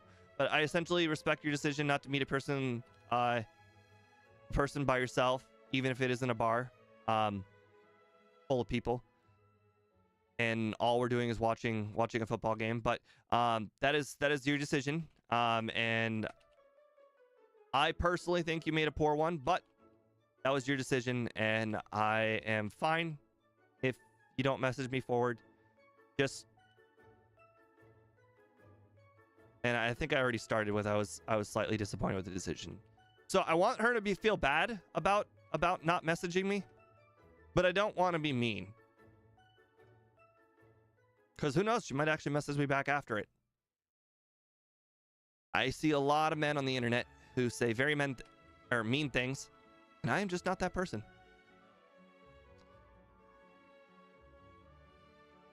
In the end, there are plenty of other women. There are not plenty of other women that like sports like she did. So she was quite the catch. But it is what it is. And who knows? It might have just been because she was busy over the holiday season. She might message me back saying like, "Oh yeah, I'm sorry. I was having I didn't even bother opening the Hinge app. I'm sorry. Can we, do something later?" I don't think it's gonna come to that, but it is what it is. Pretty used to it. I'm not generally an angry person in any way. Has been a decade though since I've been on one date in the last decade, so it is not something that I'm so incredibly disappointed and I will feel bad about. The world will go on. I will be perfectly fine. I do not need ice cream to get over the pain of what has happened. It is fine. Unfortunately, though, it still doesn't change the simple fact that I just don't have a lot of hobbies that women like. So I don't have a lot of things to talk about. Raynor, I thought that for a person who likes sports, that a sports bar was kind of like coffee, but it is technically a restaurant. I mean, a sports bar, it's not like it's a dive bar, it's basically just a restaurant. But, is what it is. I've also, what is it? Hold on. Okay, I knocked out that good. I don't know.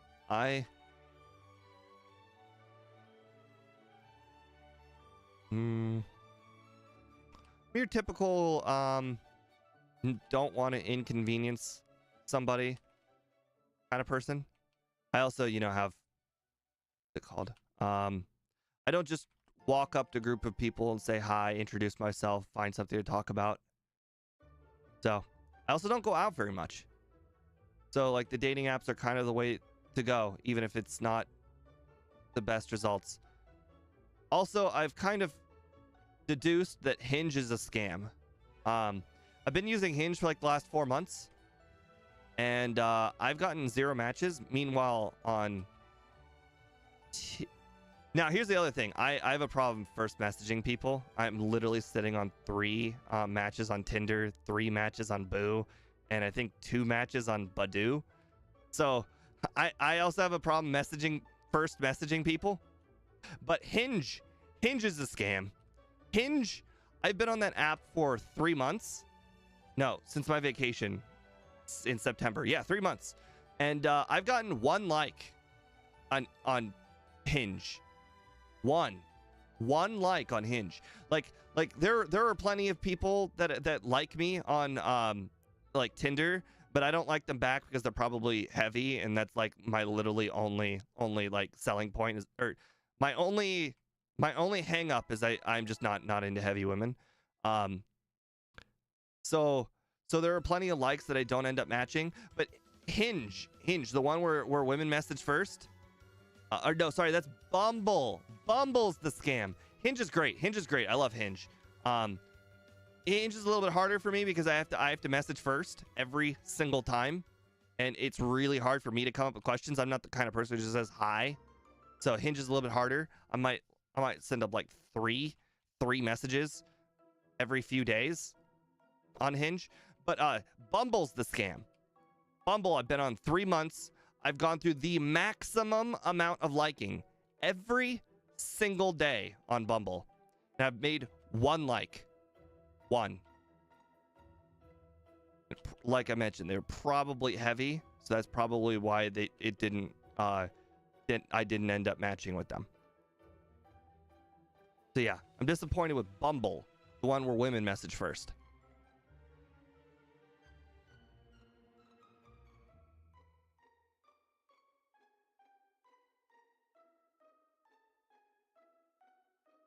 It's okay. I mean, I'm not disappointed about it.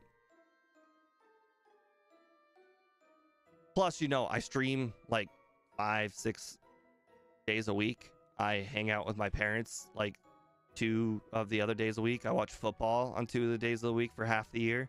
I don't actually have a lot of time either, which probably a hang up for them, I imagine. Plus, you know, my likes are sports, any sport really. I don't like golf, but you know what? If a woman likes golf, I can start watching golf. So yeah, it's sports and Pokemon, which I don't imagine are 2 very popular things.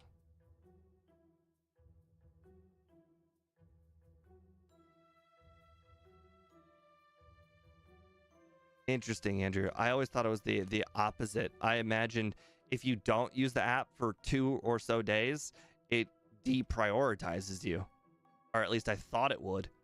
So I purposely like was making sure that I was available, or at least swiping a few times every single day at the very least. Like if I didn't feel like doing or I didn't feel like swiping for the maximum amount of times that day, I made sure to at least do 2 or 3 for the day.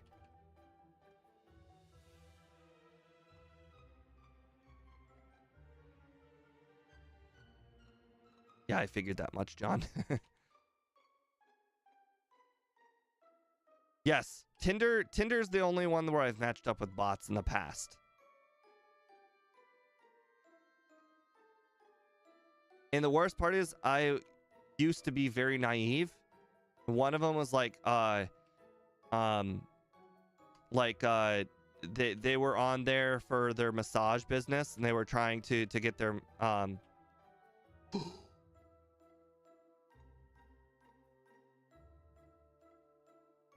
well, that's bad. They were trying to get their massage business off the ground. I'm like, okay, I can order a massage. That's fine. It is what it is. It's not going to be a date, but you know, massage is fine. I could do a massage. And then they sent me a link, and it was a cam website. Very disappointed.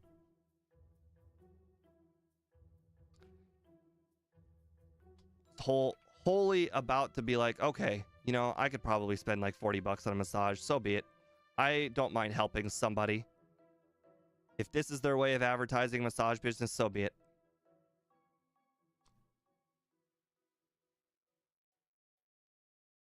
Oh, stupid 22-year-old me.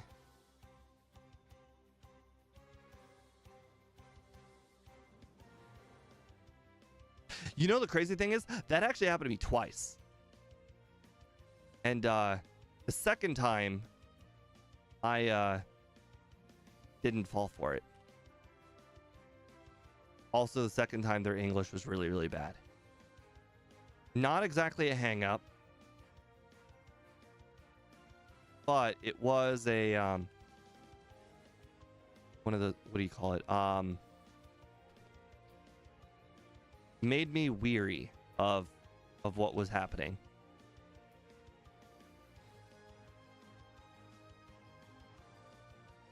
Crap, I just realized I forgot to battle some of the bug catchers along the way.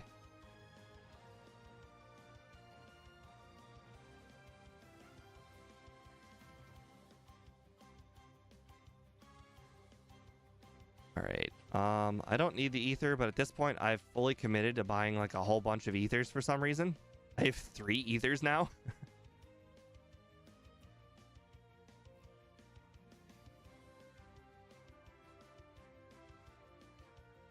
Ouch. I was slightly higher level last time, and that was a one-shot. Okay, I still got 3 potions left, so we're good. I don't know. Oh, I know what I've done wrong. I didn't teach dig. I was like, I just looked at this battle with the Growlithe trainer. I'm like, all right, well, that's dig time. And I did not have dig.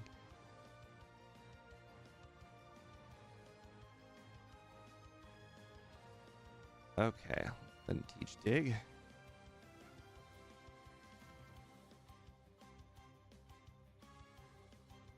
Remember, they want to keep you swiping to expose you to ads. Well, that's the thing. I have oh, actually, now that I think about it, the ads even get through the ad block, which is crazy.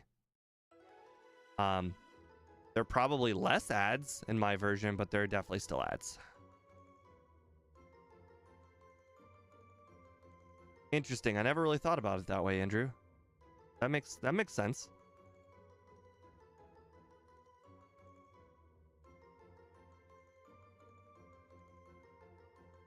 Oh, I just remembered the reason why I didn't message the girls on that I matched with on Badoo or the other one. Badoo and Boo. Because for some reason well, I shouldn't say for some reason. They're not as popular as the big boy apps. There are less women on them, and the ones that I did match with on those apps, they were far away, like really far, like an hour drive away,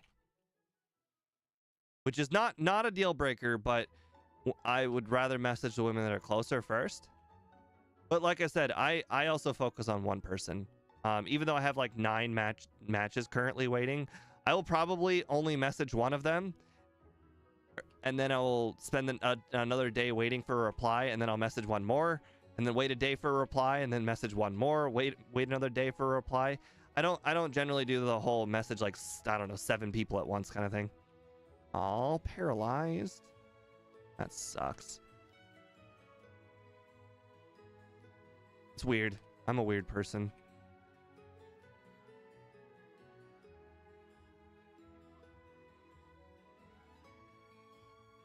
It also makes the letdown even worse when they don't message you back, because you're more invested in them.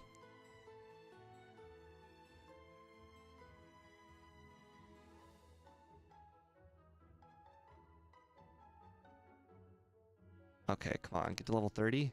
Oh, I'm gonna be like 100 away. Darn it.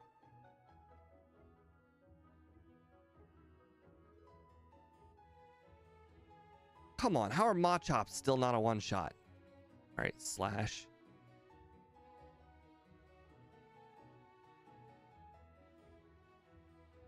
Okay. Last time I had a really, really close rival battle. But here's the thing. I need that max potion for after the rival battle. So I'm just going to have to suck it up and win. Annie, we've just been talking about dating apps and football.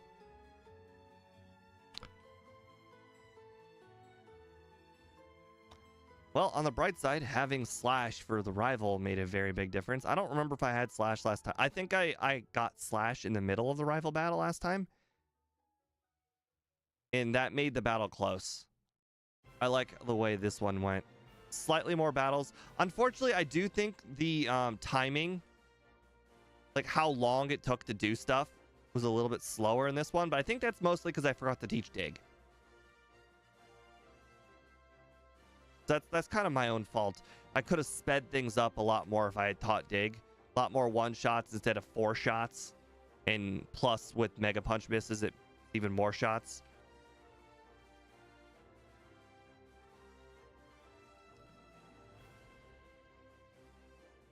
Okay, run is almost dead. Okay. If Charmander wasn't the one I taught dig to, I would have stopped this run. Now I'm genuinely curious if I can actually dig from this building. Aww.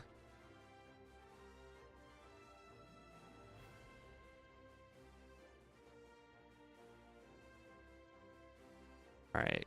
Cut. Ducks.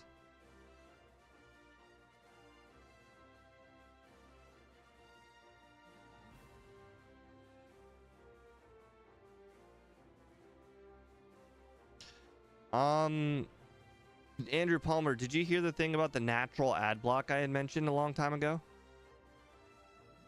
It worked for everybody. It's just an ad block that works, and it doesn't really require any effort on your part. You do it once, and it just works, and it's an ad block, and it's amazing. Did you ever hear about that when I mentioned it? Because if it is, I will pause right now, and I will tell you how to do it. It is very fast, very easy to set up, and it will change your world.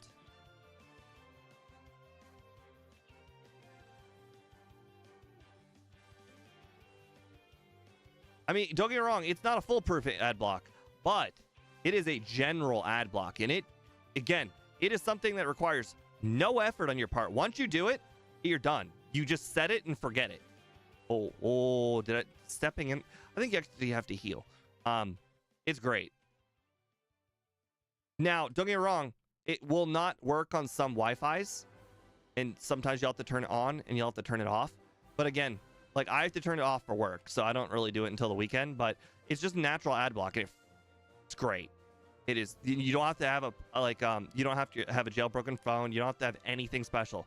You just set it and forget it, and you can turn it on and you can turn it off at will. I will gladly pause to tell everybody how to do it again.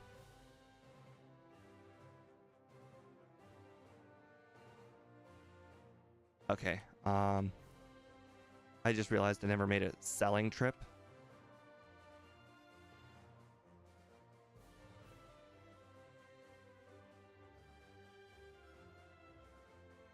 Oh boy, I just realized.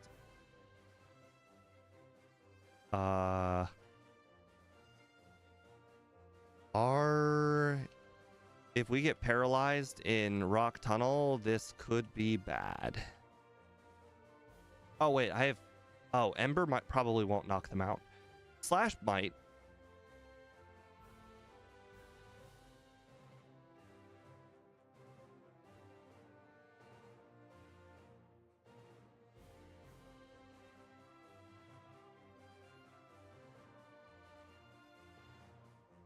Yeah, I'll just go ahead and do it.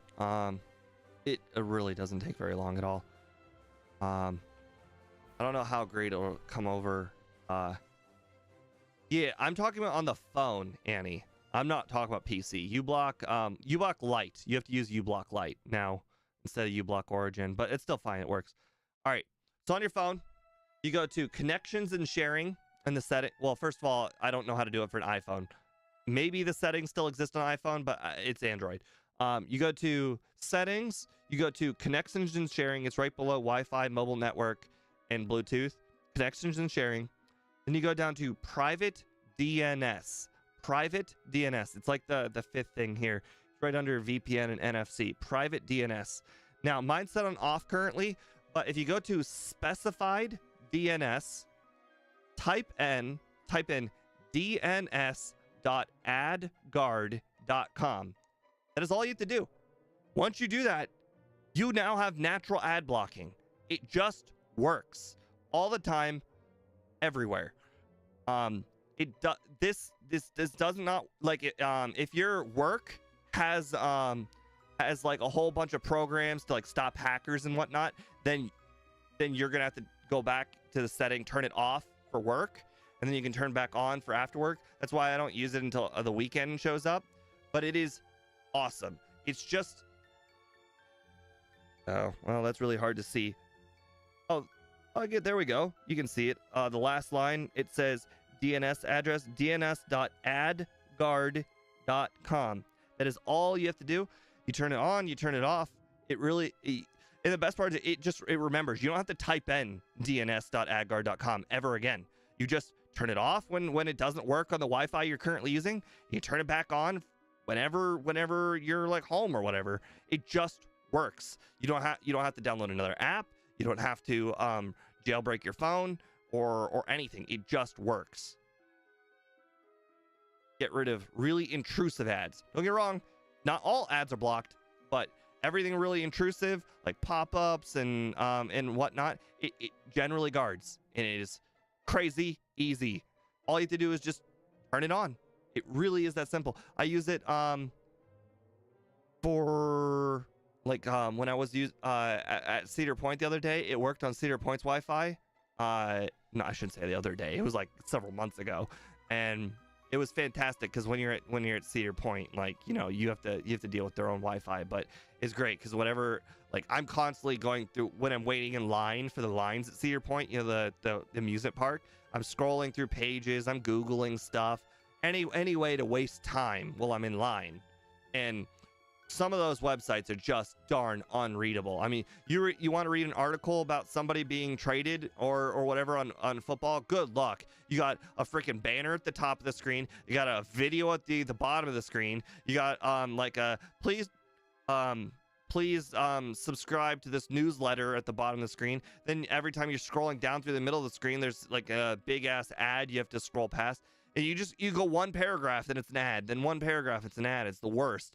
But this ad guard thing, it doesn't remove them, but it turns them like black. Like there's no ad anymore. The pop-ups are gone. You don't have to spend Annie, you don't have to spend any money. It is just something you type into the DNS page. And then again, you can just turn it on and off at the flick of, a button click. Costs nothing. It takes no effort. It is just the greatest. All right, back to Pokemon.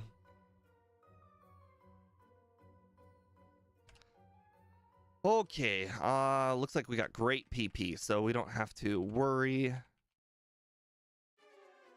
Okay, got Slash, which since Slash is guaranteed to crit, probably better than Dig. Oh wow, that's a lot of damage we just took. We still have the Mega Potion, or we have no potions. Okay, I sold them. Right. Probably was supposed to hold on to the Max Potion. That is okay, as long as this battle right here doesn't paralyze us, or poison us, or mess with us in any way. Perfect. Okay, now we just have to deal with the Exploding Hiker. Do I think I can survive one self-destruct? Yes. The reason why I say we might have to survive a self-destruct is if you use Dig and they use Defense Curl, they will live, and they might hit you with self-destruct. Or I'll be underground and then get a crit. Oh, there's the self-destruct I said. Sorry, I got hit by a rock throw. Okay, 20 HP. I think we're fast enough. We could probably knock out the trainer, so I'm not super worried, but I will heal before the what trainer? The Growlithe trainer. I'm not particularly worried about losing the Growlithe trainer. Who am I kidding? I'm gonna take the risk. It's a Growlithe. Oh, right. I want to battle Muck Guy afterwards. Yeah. I'm not thinking Muck Guy will survive, but you never know. You never know when that Gen 1 miss can happen and you take 20 damage. Yep. No damage. Muck Guy. Uh-huh. Yep. Voila.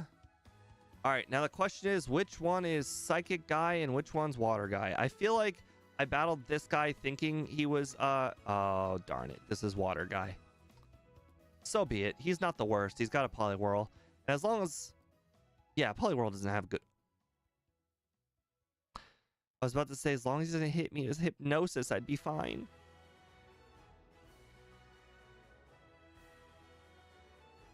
Why? Why? It's 1. Look, literally the overlay says 1 HP. He had 1 HP. 1. It's my fault for not knowing. So bottom guy's Water Guy. We want to battle this guy. This is guy you could beat with Dig. By the way, that was like the max turns of sleep too. I got hit by so many bubbles and water guns. Insane.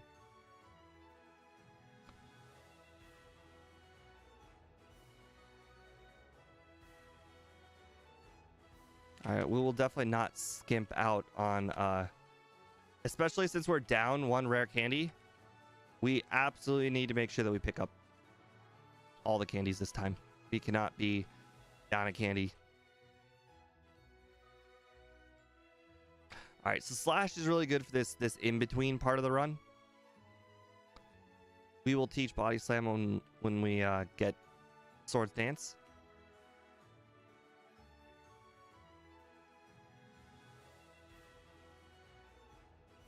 Also, because we are currently before the point of the game where we go do vitamins, we can go grab this nugget.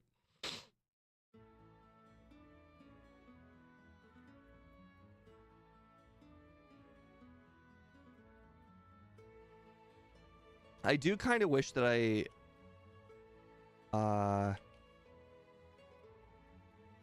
oops.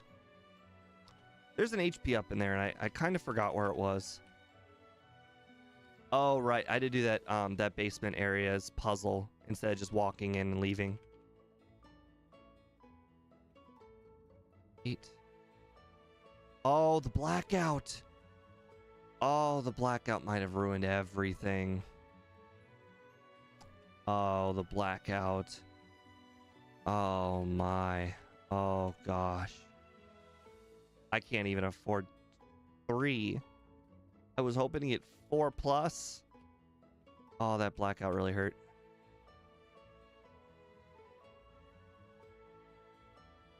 The worst part is when you have a moment like that, you don't know how it will affect things, because calcium's not one of those things that you immediately will know, because you don't know if you're going to survive at 1 HP for battles. You just die. So you don't actually know if you'll survive.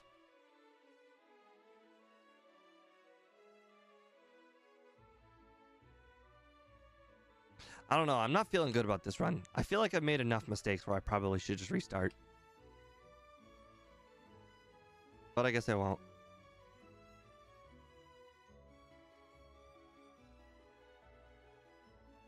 Wow. Okay. I don't know if Ember would have knocked it out either. I think I may have had Flamethrower last time. I feel like I'm under-leveled this time. Or maybe not. Really hard to tell.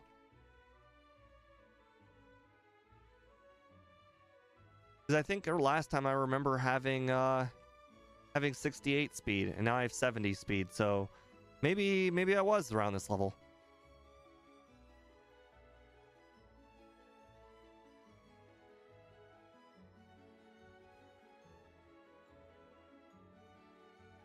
Annie, the return, or sorry, the slash damage starts going down tremendously after I pick up Swords Dance. I can't even knock out the drowsies in Koga's gym with slash, and that's a real benchmark on how much physical damage you do. If you can't knock out the drowsies, then your physical is just too low, even with crits.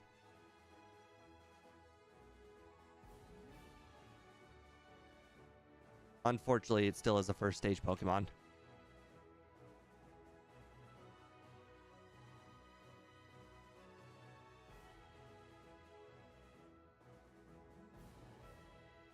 Couldn't knock out the Golbat.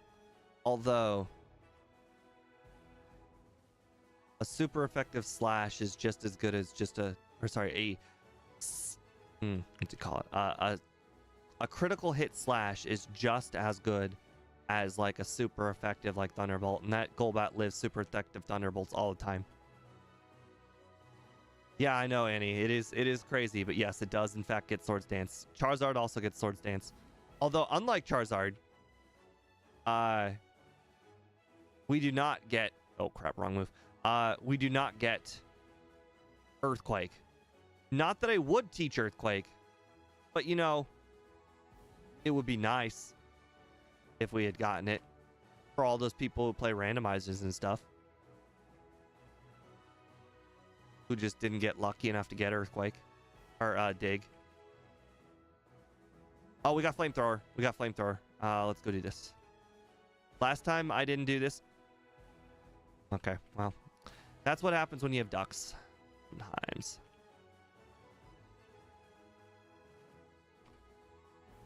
All right, well, that's really unfortunate. Gonna have to get used to it. I unfortunately forgot to get a Paris, or didn't find a Paris, and didn't get a Sandshrew. But that's gonna be getting used to.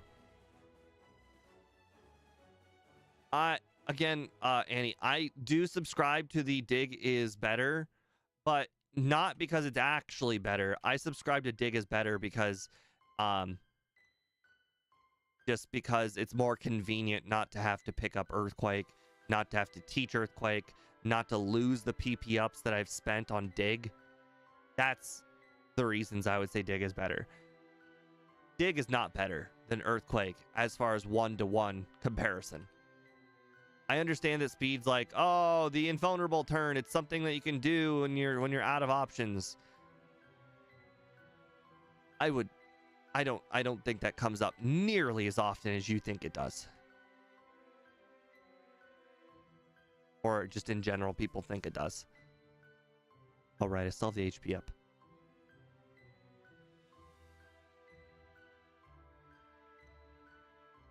Okay. Rare candy. Okay. EP up. All right. EP up. Dig. Dig. Dig. All right. Now we're heading back up. I want to say these guys and then the guys on the left. Nope, of course.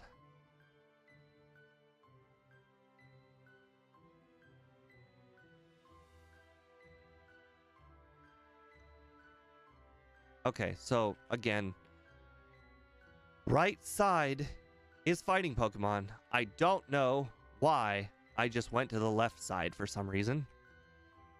Right. This guy. This is the guy I meant to battle. Yeah.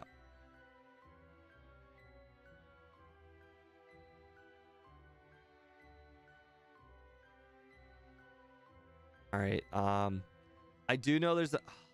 Really? Really? That's just super unfortunate. See how much damage we take from poison? It's so annoying. Now I can't battle the last guy.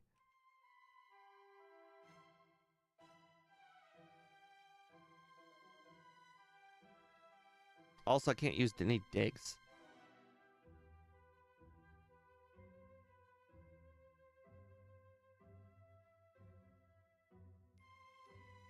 Okay, I am level 41. Okay. Oh, this is the guy I wanted to battle. Oh. Freaking poison. Okay, I'm really starting to think I need to start over. Why did I just do that? It is just...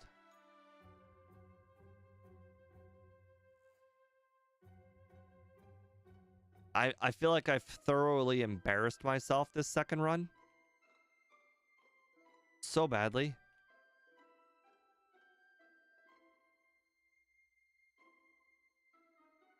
So this is the one that I want to especially battle.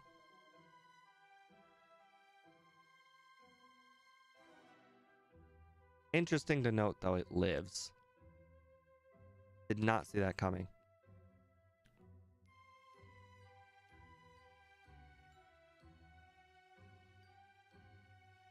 I guess it's not that interesting. I remember the Weezing lived last time here. Yeah, the thing is, the mistakes are on my part.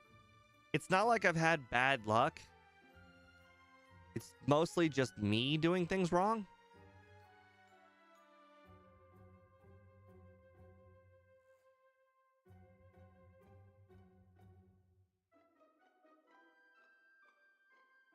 Okay, I really hate having Fly as the first slot on Ducks, but then again, I also really hate not having Fly on the first slot. It's a real love-hate relationship.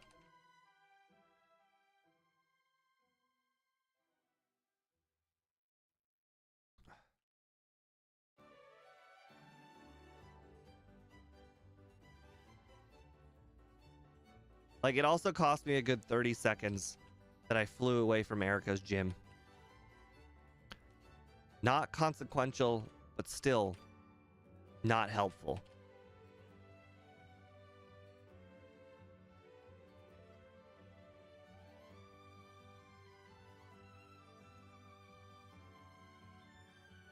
Why did... Not figuring out my own surroundings. I have a plan. I know where I want to go. I just don't notice I'm already halfway there.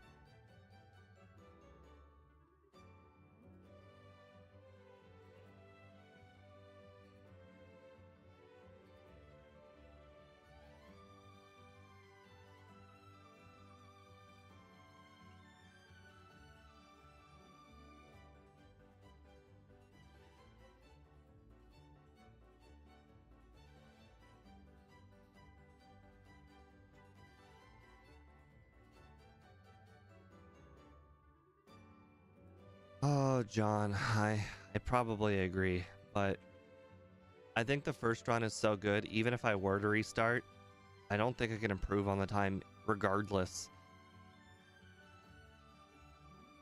That's a real dilemma. Should I restart to put in my best effort, but still probably not win?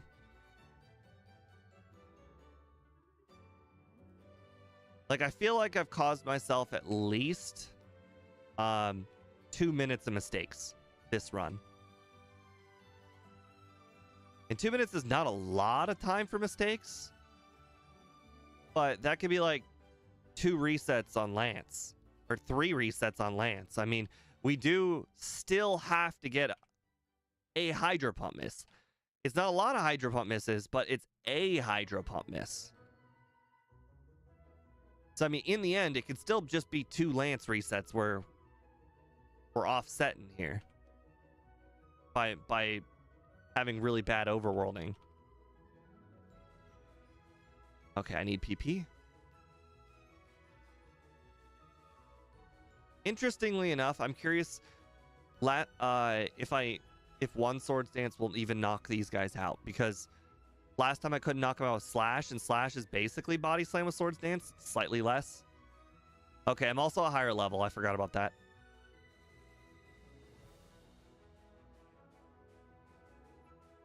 Oh, wait a second. How in the world am I going to beat the game in 20 minutes? Maybe I did cause myself more than 20 minutes, or more than 2 minutes in resets. How far behind am I on this run? I guess you won't know until I face Koga.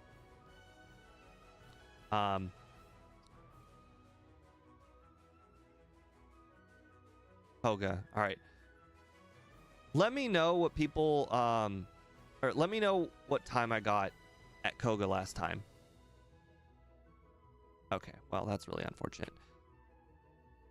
Okay, that's extra unfortunate. Okay. I got to Koga at Okay, yeah, we're done here. I got to Koga at 38 minutes. That's after doing the trainers in his gym. Okay, yeah. I definitely fumbled around. Do I have sub-hour run planned out? No. But I did get 106, and that was with 2 Hydro Pump misses on Lance. I'm sure the sub-hour is possible, but I'm not going for it. Plus, you know, I only do what I can do in 2 runs. Although, to be fair, that second run was so bad on my part. I did so much wrong. I got resets I shouldn't have. I got blackouts I shouldn't have. I used items I shouldn't have. Which is really weird, because usually that stuff is all done in the first runs, not second runs.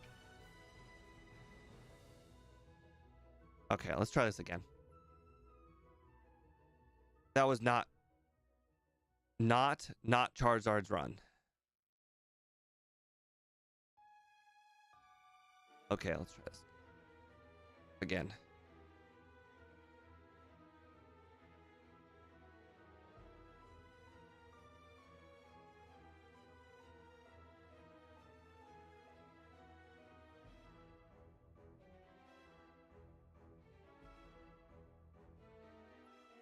Also, Austin, I feel like for sub-hour, what I would have to do is I would have to like map out every trainer, every encounter it would take to get to like level 30 for Misty, or heck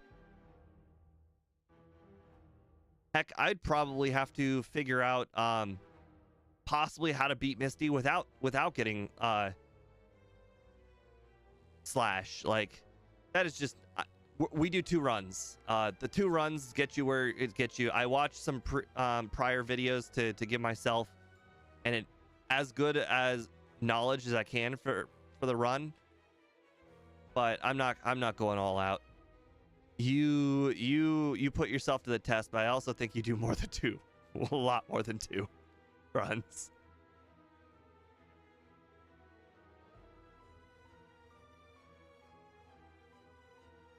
Quite frankly, I imagine Charmander would kind of be in that marowak tier area.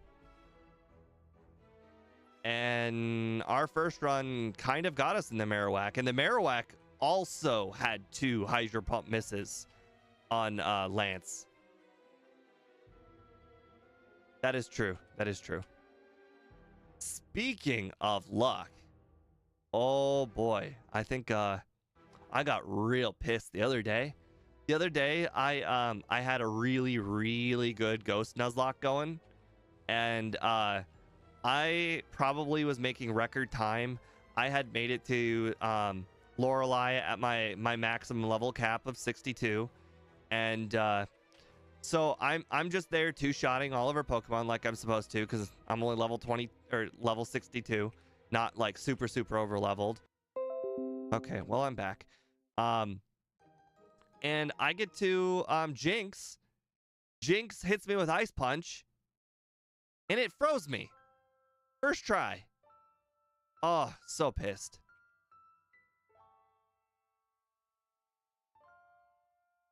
Yeah, not a fan of being frozen first turn when you spend literal it takes literal hours to get a run with Ghastly going. There are so many things that you don't think can go wrong that absolutely go wrong in a Ghastly run. Every Zubat in the early game, a nightmare. Again, they're not hard to defeat, but when you start adding up how many Zubats they become a nightmare. Every sand attack can still hit you. The innocent bystander can hit you with hypnosis. Like, every one of these encounters are not hard, but all of them add up to, it takes like literally 10 attempts to finally get by Surge. Surge himself is not hard. The attempts, all those attempts are to get past Rival 3. Oh crap, I'm not gonna be able to outspeed. Screw it. We'll try an attempt where we don't do the whole get to level 13 outspeed the Onyx strat. Let's see how it goes. Oh, I wish the innocent bystander were using hypnosis, or we're using I wish it wouldn't use hypnosis. I wish it would use confusion more, but for some reason it loves to start with hypnosis. Okay, that's what I get for not naming our Pokemon. Ugh.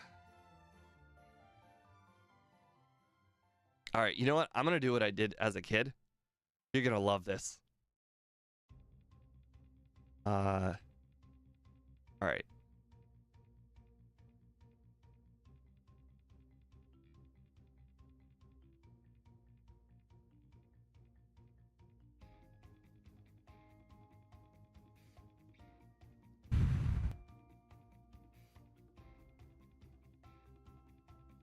Andrew, you're gonna love this. I used to do this as a kid, and it really pissed me off. It pisses me off when I did this to myself. I did this to myself all the time.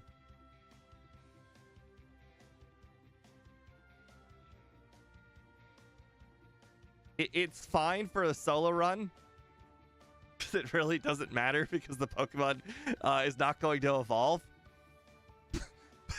But imagine you have this Charizard named Charmander. I did this so often. It never became not funny. I do it all the time, and then it became a meme to my own self.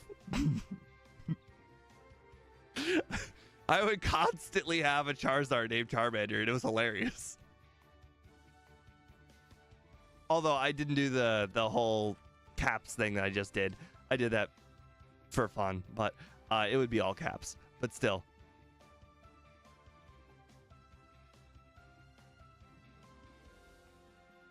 Did I know about the name Raider? Yes. But as a kid, I assumed he rated names. And even up until last year, I also assumed he rated names until recently, like literally like a month ago.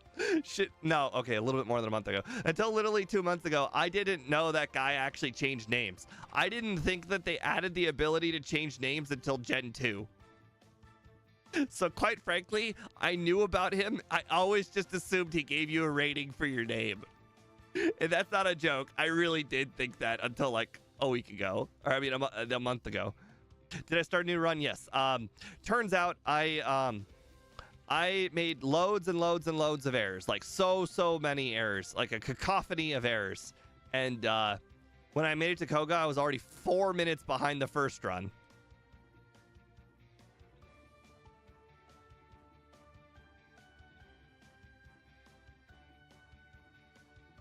Thank you, Annie.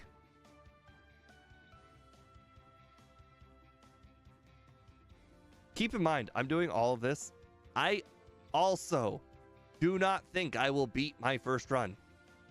I think that even at my very best, I will not beat that first run. That first run had so much luck going for it. I do not think I will beat it. But I'm willing to give you guys the best shot that I got.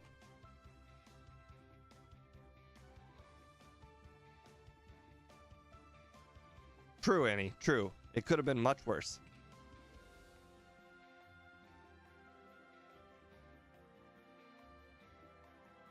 I feel bad for the vertical viewers though. They're the ones who truly suffer when the run starts over, and they were really invested in it. Especially since they don't watch my channel all the time, and they don't expect this to happen when I are.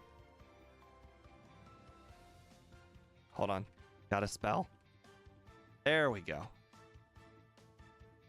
When will I do Bulbasaur? Probably just next week.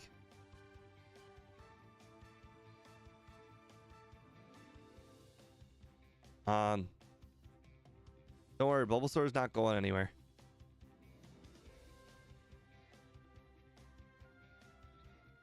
Andrew, I would think it would be more of a turnoff than a reason for them to subscribe. But, you know, if they like the idea that I will put in the effort that it takes to put up a good run,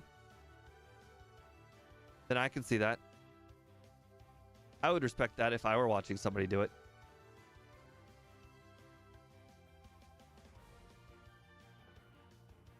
But thank you, all 10 of you who are in the vertical stream. Thank you for sticking around and watching. I appreciate it very much. This is not an easy run, although I am making it harder than it needs to be. So, for anybody who didn't watch the first several runs, the idea here at the beginning of the run is to basically battle all of the wild Pokemon that I get up until the level 9 Weedle guy, defeat the level 9 Weedle guy, probably level up to 9 on him. If not, then battle wild Pokemon until I get to level 9. Then battle these other 2 trainers with their Pokemon, because it's so much easier to defeat them with Ember, especially the one with the level 9 or 7 Kakuna. Then battle some more wild Pokemon until I get to exactly level 12. Level 12 will then mean that I can get to the Light Years Junior Trainer and defeat him. I will get to level 13 in a half. I will use my overlay to determine if the Geodude will level me up to 14. And the reason why 14 matters so much is because at level 14, I will outspeed the Onyx. And if I outspeed the Onyx, that means I am able to do a lot of good stuff. And by a lot of good stuff, I mean I can dictate how the battle goes. Generally, if you are able to outspeed the Onyx, you can use growls early. Basically, the important thing about outspeeding Onyx is that you get to see when bide happens. When you see when bide happens, then you know to lay off using attacking moves. But it also means that you can afford a turn of using an attacking move, see him use bide right after your attacking move, and then not use an attacking move yourself. So the leveling up in the middle of the battle against Brock is basically the bare minimum I gotta do. So, like I said, I pretty much need to get to level 12 here. Now, the Light Years Junior Trainer. The Light Years Junior Trainer will get me like right on the verge of the level up. Or the spot that I need.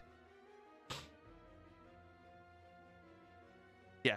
And for the beginning of the Onyx, I generally just go with Growl. I know a lot of people are like, oh, use attacking moves until he uses bide and then use your growls. But trust me, the Onyx, it loves to use attacking moves for some reason real early on.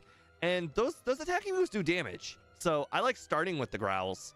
Then if he doesn't use the bide within 3 turns, then I will just lay off growl. I will leave 3 growls for his first bide.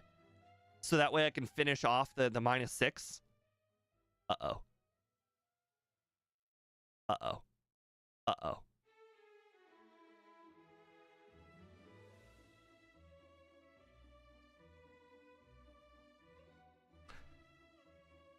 I'm getting real flashbacks of Dratini here.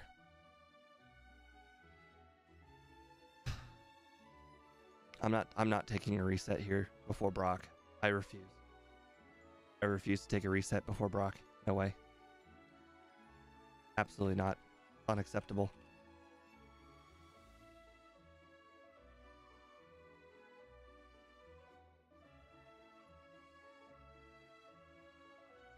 We all knew Sand Attack was deadly.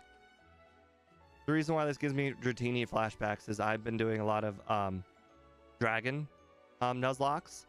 And the Dragon Nuzlocke starts with Dratini.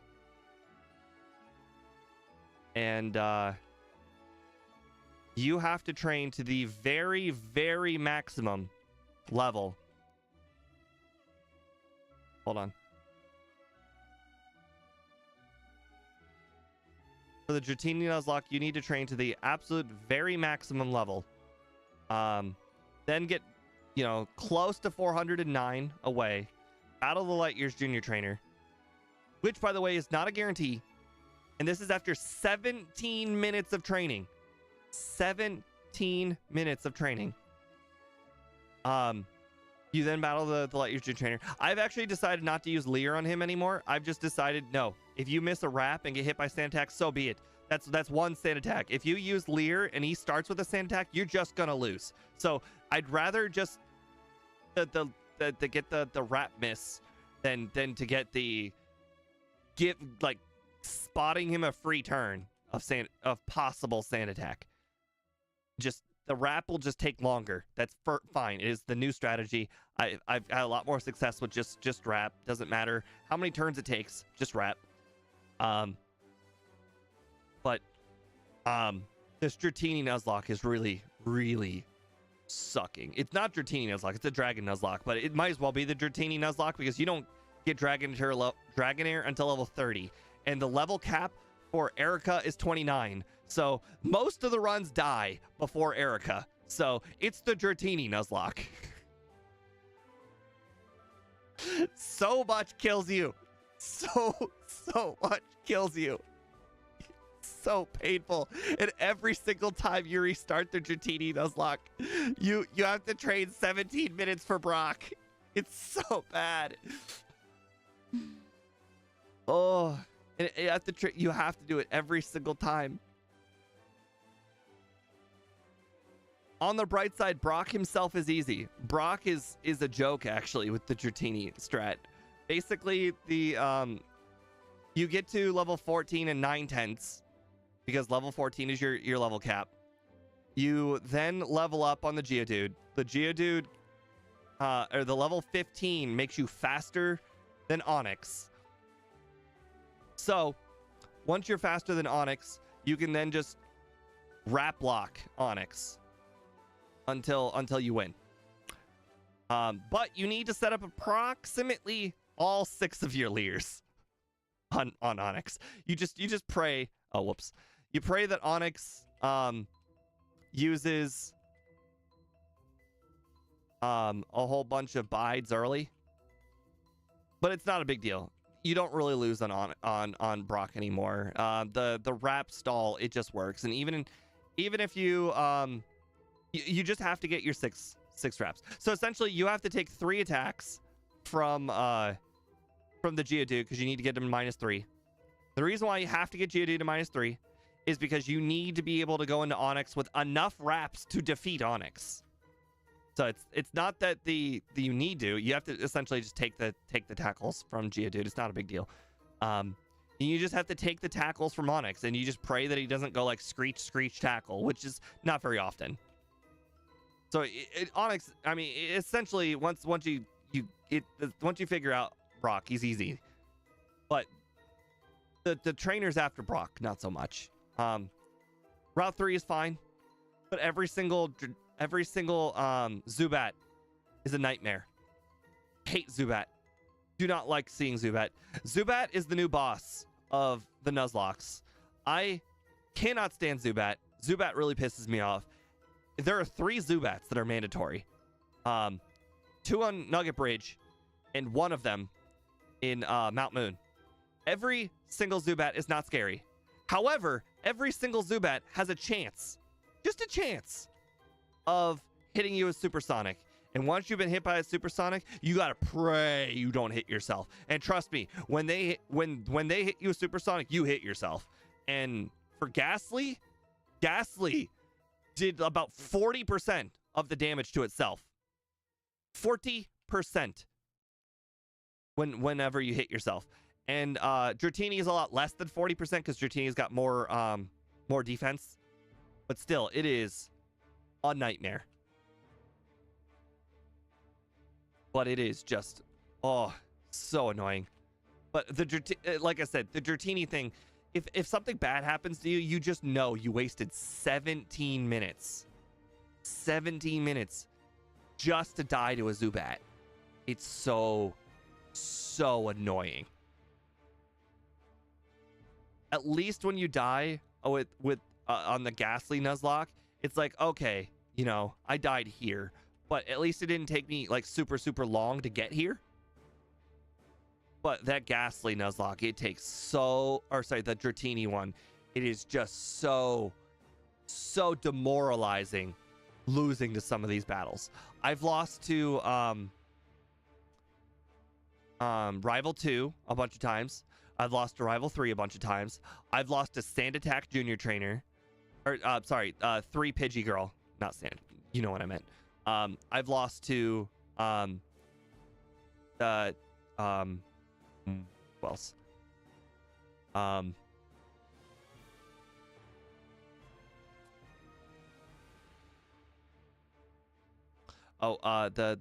Innocent Bystander.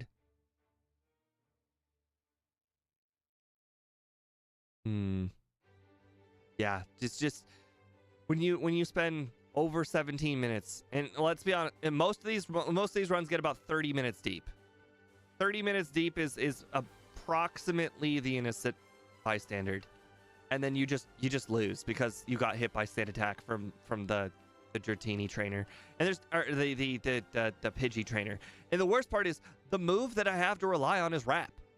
Every single trainer in the game can kill you when your move that you're relying on is Wrap. I've lost to random trainers.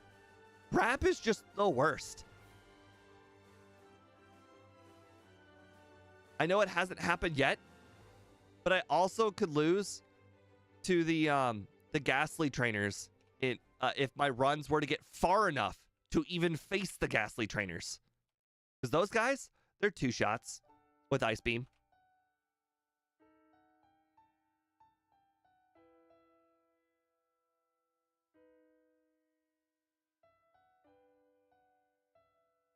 So yeah.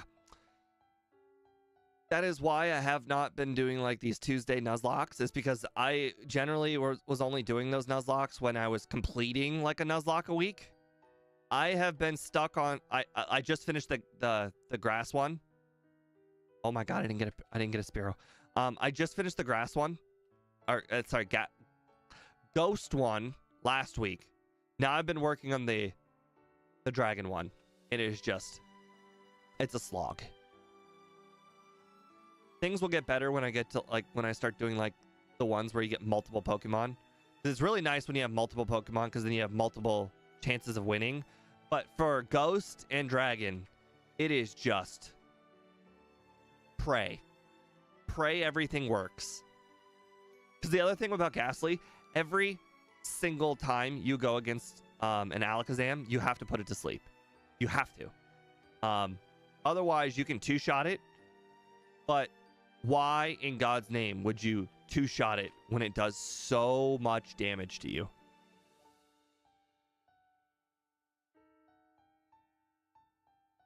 So yeah, you pretty much have to hit every single Alakazam with Hypnosis. And let's just say that every single Alakazam has the opportunity to kill you when you do that. So Ghastly lost to every single rival battle, as I'm pretty sure. It lost to Rival 2, Rival 3, Rival 4. No, sorry, not Rival 4. I don't think I ever lost Rival 4. Rival 5, Rival 6, the champion. I lost to the champion.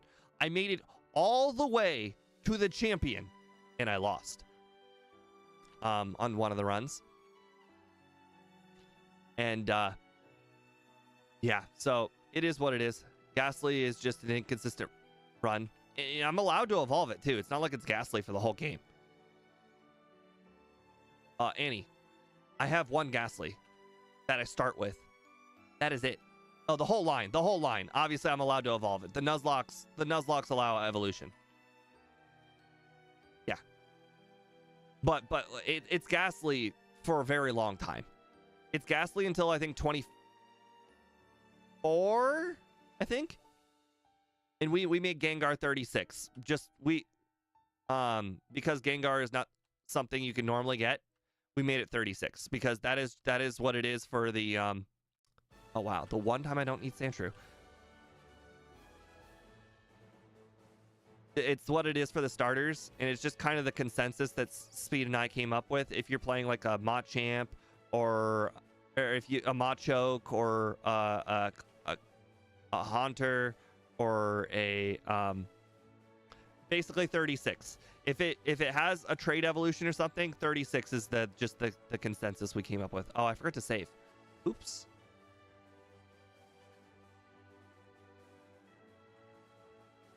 Also, the moveset really works out for 36 too. It really does stop moving or learning moves around 36, so it really makes sense for the Pokemon to stop or to evolve at 36. Like all of them too. Like, but that might be just a Gen 1, Gen 2 thing. They just don't really give a lot of late game moves in general. In Gen 1, Gen 2. Like outside of the legendaries, you know, learning a move past level 50 is pretty unheard of. I shouldn't say unheard of. It's pretty unusual to learn a move past 30. Or 50.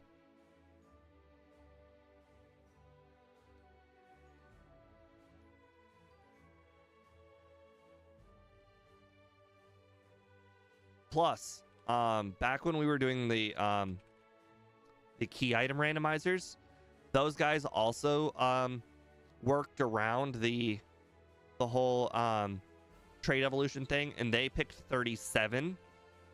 I think 36 is just more of a nice rounded number because, you know, the whole starter thing. But I mean, they picked 37, so I mean, even the people that worked on mods and whatnot, they also thought that that was a good number.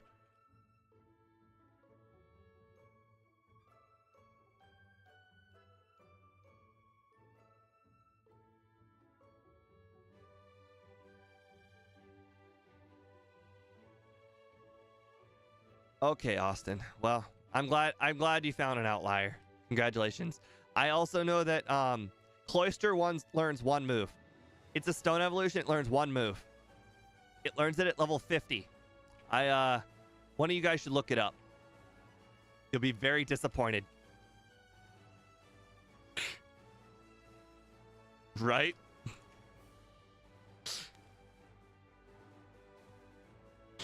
I'm pretty sure it's 50. If it's not 50, it's 30.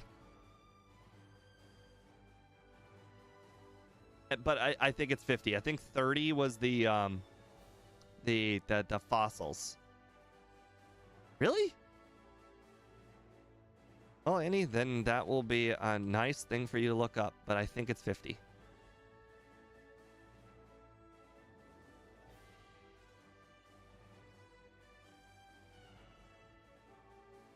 Okay.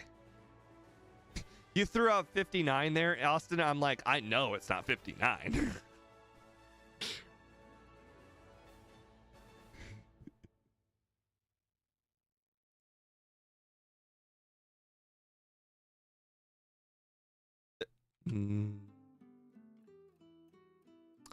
I feel like I'm underleveled right now. I just skipped a whole bunch of trainers. That is probably really stupid of me. I'm gonna go ahead and fix that. So one of the problems I ran into the previous run that I finished was that I ran out of embers for this guy. I'll make sure not to run into that problem this time.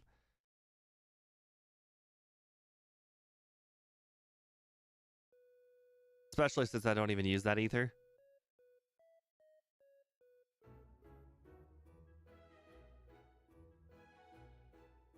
Oh, I also need to teach dig as soon as possible. The more trainers I do over here, the less I have to do on the SSN. And you also got to remember that SSN is when you got like PP issues.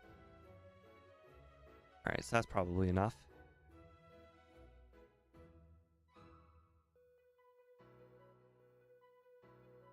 So we're at 25. We only need to get to 30. All right, don't rare candy this time. By the way, that was one of the mistakes I since you guys didn't watch the failed attempt. One of the mistakes I made was I used the one rare candy there instead of the escape rope. So I was gonna be one candy down. And that's not even a time waste. That's just a problem with the run.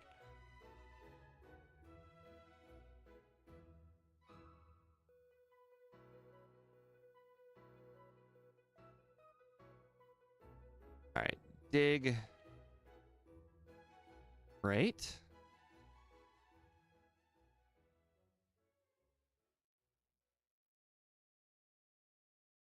Okay, another thing that I forgot to do last run, gotta make sure I do this run, is battle this guy. His Pokemon are not great, but they're free. Although, on the finishing run, I did get to, I think, 27 when I defeated this guy. So I remember saying it's not a damage rounding threshold, but it helps. So I'm approximately 1,000 XP lower than the finishing run.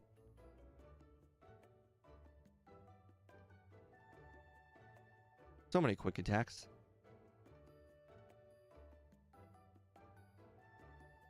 On the bright side, I know which trainer is the one with the Pikachu, and we will avidly avoid the trainer with the Pikachu. I am not getting Thunder Waved this time.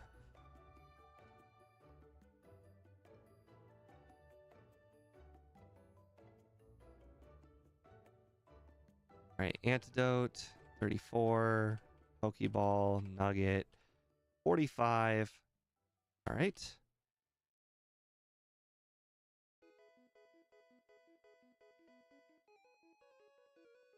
All right. I'm going to grab the ether because, again, I plan on using dig here.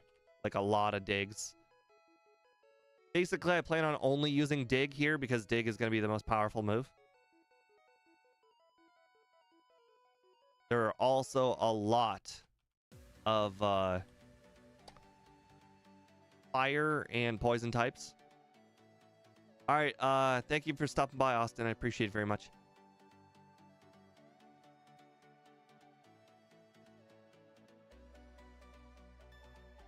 Okay. I hope I make it to 30 in time. I think the rival will take me to 30.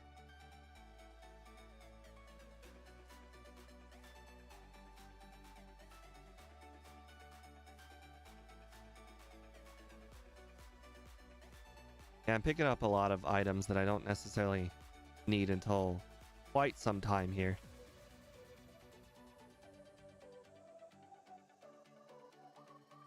All right, we will ether after the 2 Growlithe trainer. We will not be battling the girl on the right because she has a Pikachu. Even though I outspeed the Pikachu and it's a one-shot, if I miss, I can get hit by, well, I can get hit by Paralyze. Thunder Wave. I think it looks like I'll get a level and a half.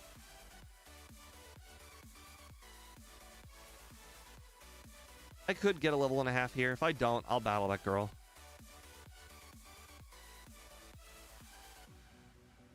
No stand attack. Perfect. Okay, well, you know, didn't even follow my own rule of using dig.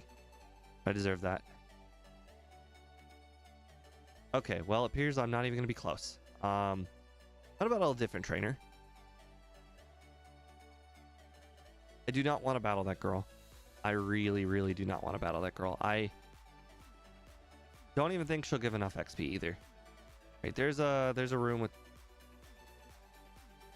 here. I think this second guy here has got the Pikachu.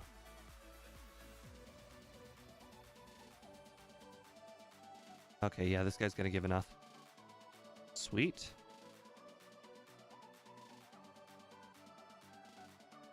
All right, now we can leave. We are ready for Misty. Also, I just now realized the Goldeen trainer. The Goldeen trainer, I think, has got like 384 XP, which would not have been enough to get us to 30, by the way. So I'm still glad I battled that trainer. All right, let's go ahead and get this.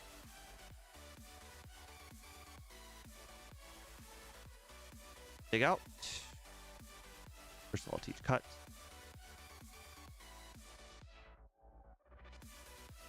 Oops.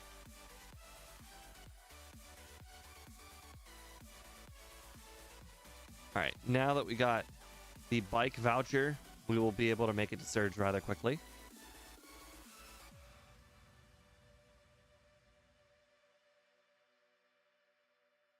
I don't think it was relatively even close, any of these attempts on Misty, once I got Slash. Because I think I even outspeed. Yeah, I do outspeed. Yep.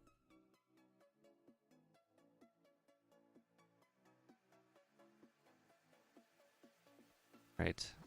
Like I said, we don't teach Body Slam until we teach Swords Dance. Okay, did I even buy the repels? Okay, I did. I did not remember buying the repels. I'm not using the repels just yet. Just, you know, making sure. It's also twice as fast doing this whole thing right here because I now have the bike, so I can go through those areas faster. Even if the Pokemon don't want to cooperate.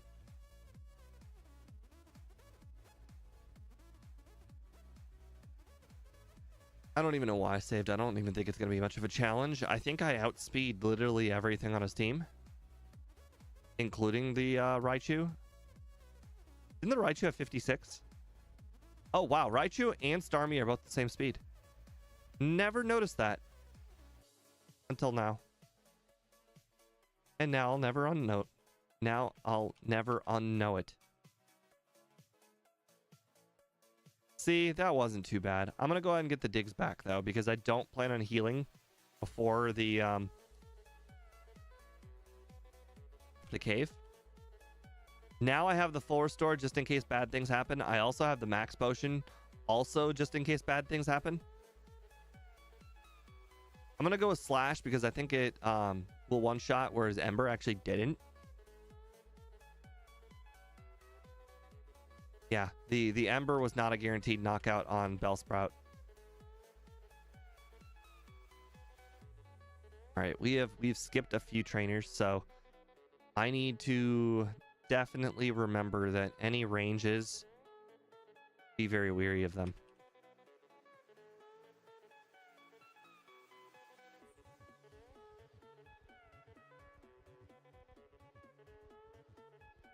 All right, so basically Slash is actually stronger than Dig here because of the crit. Nice Bone Club miss, that was useful.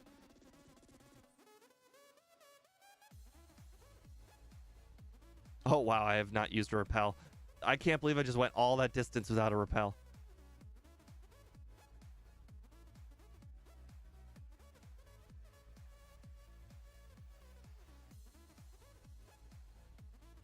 All right, once again, like I said, Slash does more damage than Ember, so I'm not gonna take our... Oh, and those both Pokemon live when you use Ember. I remember this last time, thinking, what could I do differently? All right, I am at not full HP. Okay, so fingers crossed there are no defense curls. Oh, nice. Can't defense curl that. That was actually the literal best case scenario.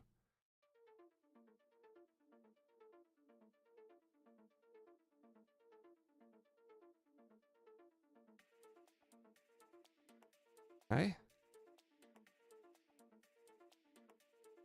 All right, we're down to 2 slashes, but I think Dig is basically the move I'm going to use on everything on this entire route. And 8 digs is 1 short, but that's fine.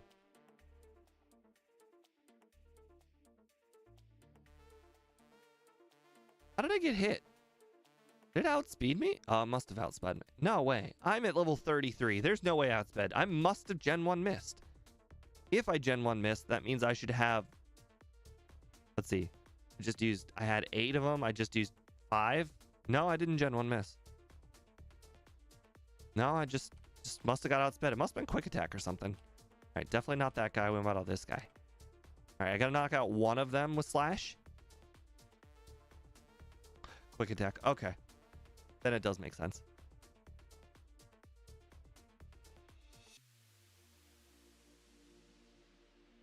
Nice.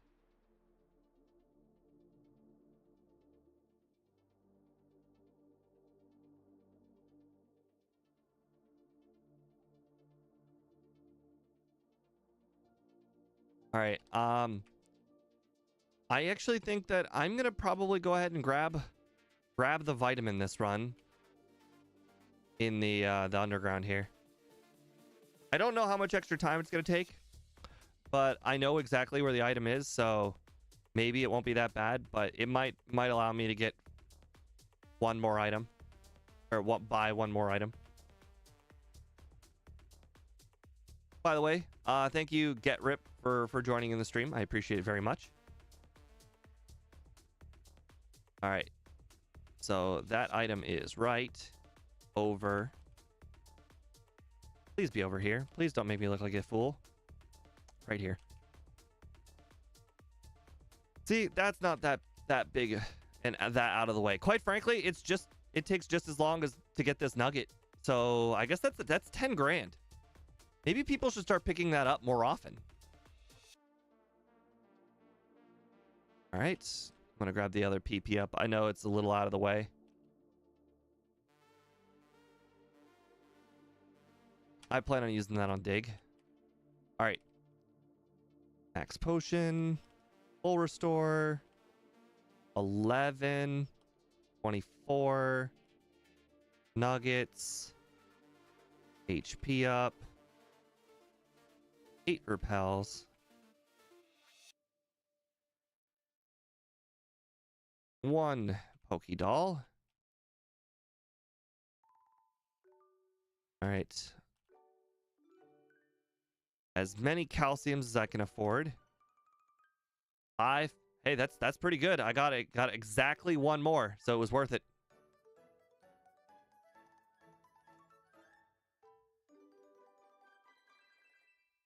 I got the fresh water, so we're good. We're done here.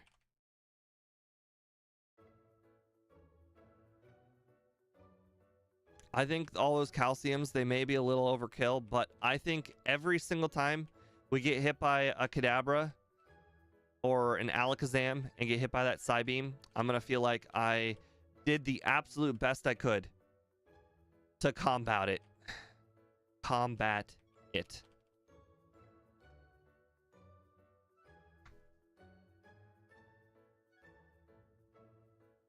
That's fine. As long as it's not Sand Attack, we are happy with those results. Your special's lower than your defense, so I'll go with Ember. Had to double check there. Why did I do that? I thought first of all, I thought I did Dig. So that was twice as bad that I did Mega Punch. Super Repel. All right, I have over 45 speed, so the Ghastlies are not going to be a worry. We're going to do a second vitamin run this run. So I actually am going to be picking up some items and not using them. This HP up, one of those items I plan on picking up, not using. And same thing with this nugget, picking it up. Obviously, I'm not going to use it. You can't use a nugget.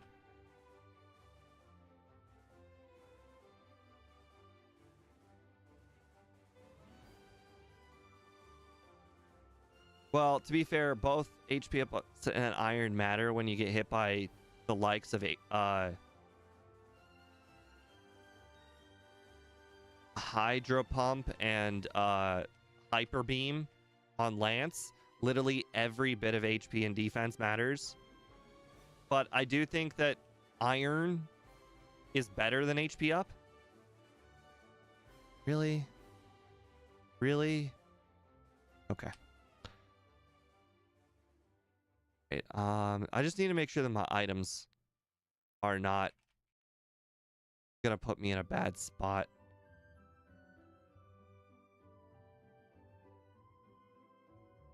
Yes. Pokemon that have to rely on Bide to beat ghosts should absolutely 100% use HP up.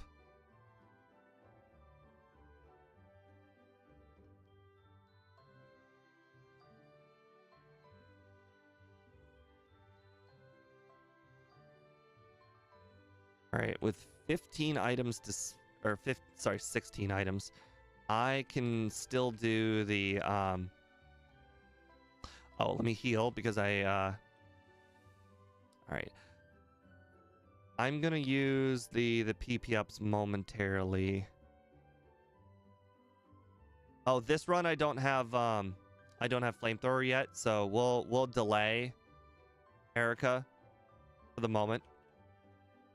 We'll delay her until after we do the Safari Zone.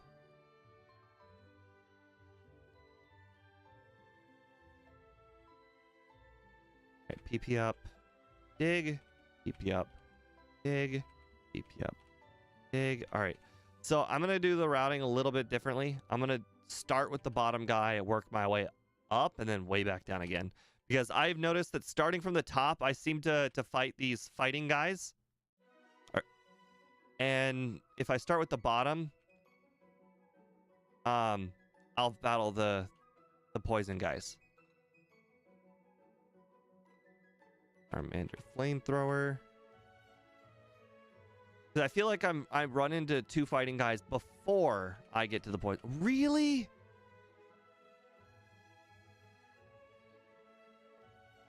Real unfortunate. Can't even go heal either. It's just gonna die in the Safari Zone. I might just have to come back to that.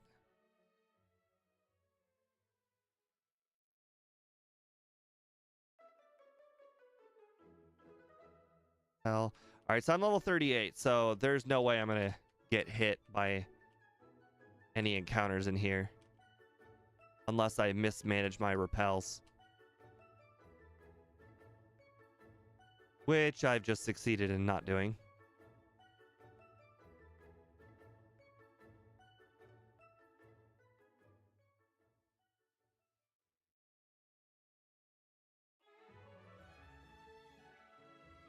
All right.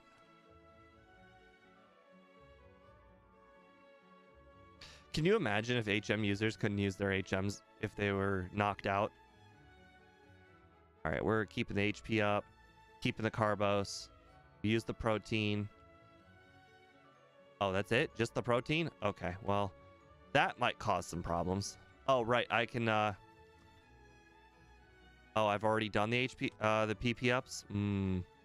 Okay. All right, I am at full HP. Go do this. All right, 5th floor.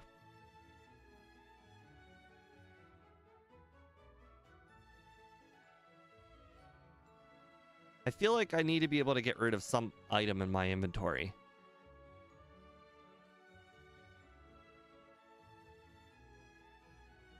Can I get rid? Oh, maybe it's the max potion.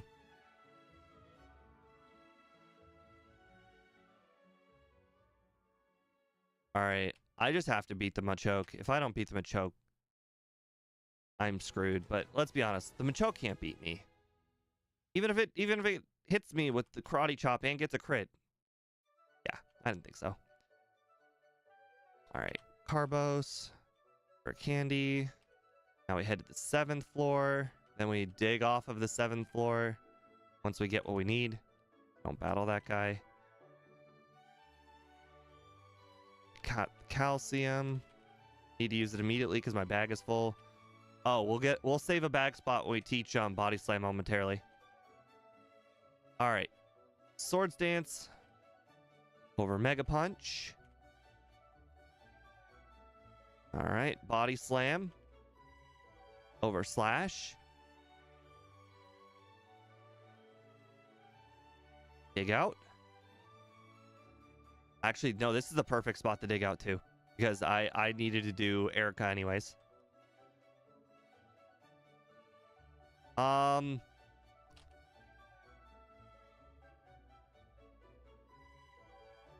see.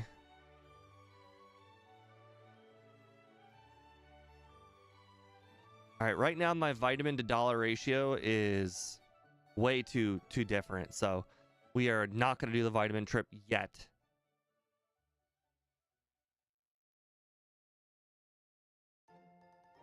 I'm going to go ahead and save because last time something survived.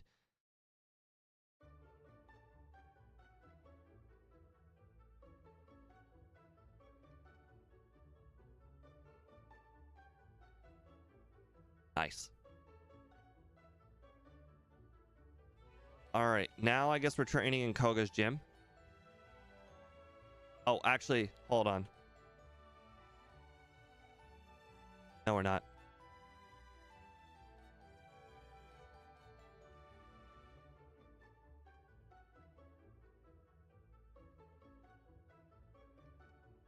These trainers are easier.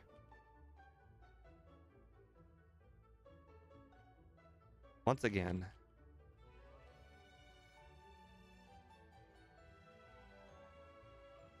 I guess there's not much I can do against the Weezings. At least they didn't get poisoned.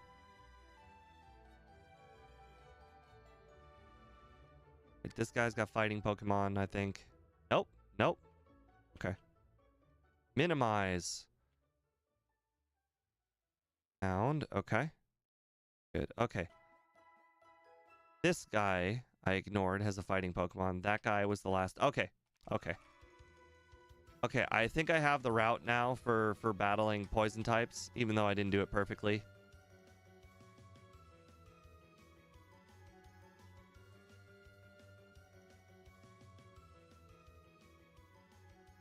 Oh, that's funny, Annie. The badges are not synced. The way I used to have them were synced, but that was mostly because if I left a room, it would reload them all from scratch. But the way they're currently working and that MVF did it was once the badge is earned, that's when it's checked. It does not check ever again. So once the badge is earned, they're playing, and they're just playing. Like, it's not checking for them anymore, and it saves me space that they're not being checked for anymore. So it makes things run smoother if they're not running in order, because what's going to happen is if they're getting checked again, then they'll all sync at the exact same time. And because they're not all syncing at the exact same time anymore, then they're all being obtained once, and then that's all they're being checked for is once.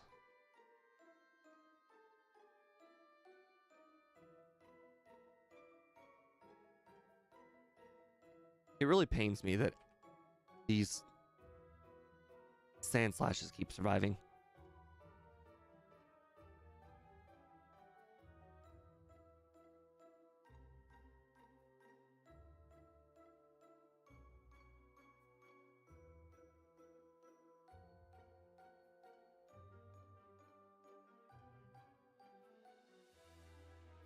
All right, we'll hit level 43 for Hypno Guy.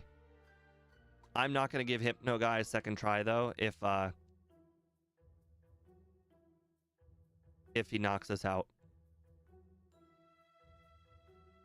I will give him a try at full HP, though.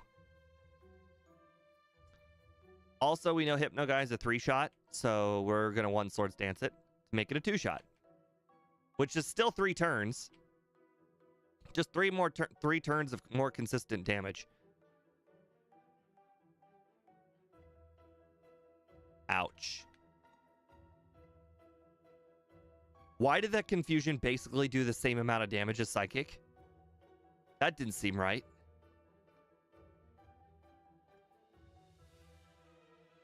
Confusion's got less than...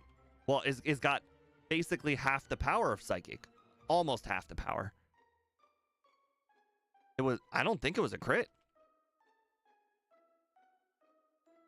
All right, no smoke screens. That means we are just gonna sweep his gym.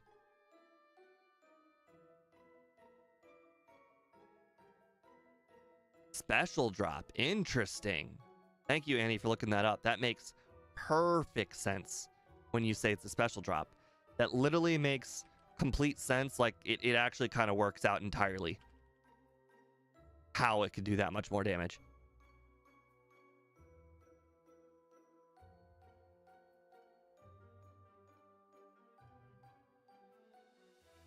Okay, so it's second floor.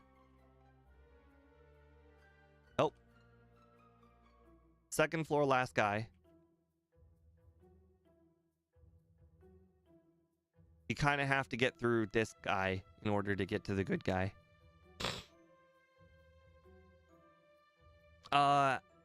Hello, Tommy Armstrong. Welcome to the vertical stream.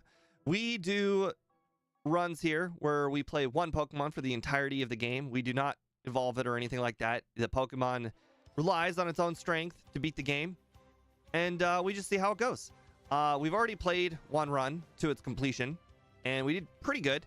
We are trying to use what we learned in that first run to make this run faster and more efficient. Like, we just battled this one guy instead of all of the guys over here. Although, I think this one was okay.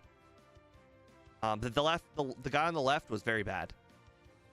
The guy on the left has got, I think, like, a Zubat and, like, a Cubone or something. Like, just 2 weak Pokemon. Very not good XP. This guy's got a Magneton. So, we're going to see what the capabilities are here of a single Charmander. And we're going to beat the game. There's no doubt about that. The question is, how easily will we beat the game?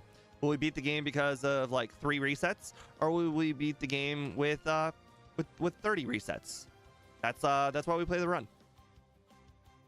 Quite frankly, though, last run we had 11 resets, and I think we're definitely going to beat that. I think this run I'm going to be a much higher level. I'm going to have a superior strategy as long as I don't screw it up. So I really do think that we could probably get it down to like 4. The reason why 4 is because our strategy still requires a Hydro Pump miss. And we give him 2 chances to miss every single battle. So That's a 20% chance times 2 for each reset. He has to get 1 Hydro Pump miss. We cannot win without it on Lance.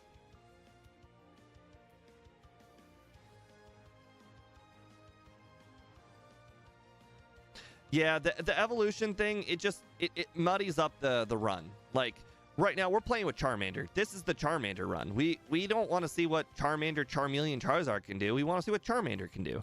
We've already done a Charizard run, starting from the very beginning with Charizard, and finishing the run with the Charizard. So we've done enough Charizard. We'll see what Charmander can do. I've already done like the vast majority. Oh, whoops! I was not supposed to do that. I've already done the vast majority of all fully. I've done all fully evolved Pokemon, including single stage Pokemon. We are now only doing Pokemon that are first form. Hence why we're doing Charmander right now.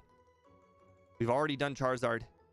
No, we did not see a withdraw, so that was perfect.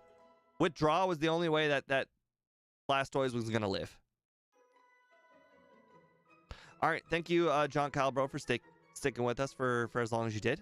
Appreciate it. All right, I understand the Bone Club hurt, but we needed to Swords Dance here for Drowsy. Did we grab the Hyper Potion? I don't think we did. That's okay. We've got a Max Potion. We did not use the Max Potion earlier. We're not going to sell this Max Potion. We'll use it. All right. We have the choice of Blaine or Sabrina. I think we agreed we were going to do Sabrina, but we were going to do the trainers in Sabrina's gym until we are 1 Pokemon away from leveling up. The reason why 1 Pokemon away from leveling up, we want to knock out the Kadabra, level up on the Kadabra, then use Swords Dance on Mr. Mime, and that will make us faster than the Alakazam, thanks to Badge Boost. I believe that Alakazam has 119 speed, so literally right now, we want to be the XP we are right now, but I don't know how much XP Kadabra has. I think this 1 battle will do it, though. Yep, this is going to give me 1,000 XP. So that's going to put me in Kadabra range. Okay, I just screwed that up. I actually have no idea where I am. Okay, now I know where I am. All right. Up, down, down, left. Save. All right. We're going to outspeed, hopefully knock out Kadabra. Yep, 90 speed. Please knock out Kadabra. Thank you. We are going to set up on the weaker Mr. Mime. Wow, 1 Swords Dance is all we need to outspeed Alakazam, huh? Well, we'll just use all 3. Why not? Guarantee the knockouts on Venomoth here. Although last time we did get a crit on Alakazam. And because this Alakazam's got Reflect, we'll make sure to use Body Slam even if it's weaker. Perfect. Perfect, perfect, perfect. All right. I keep hovering over Paris because that's my usual dig user. All right. Fuchsia. Actually, we have to get rid of two things here. We need the Gold Teeth guy gives you the item, then he takes the Gold Teeth, so you cannot have a full bag. You can see on our overlay.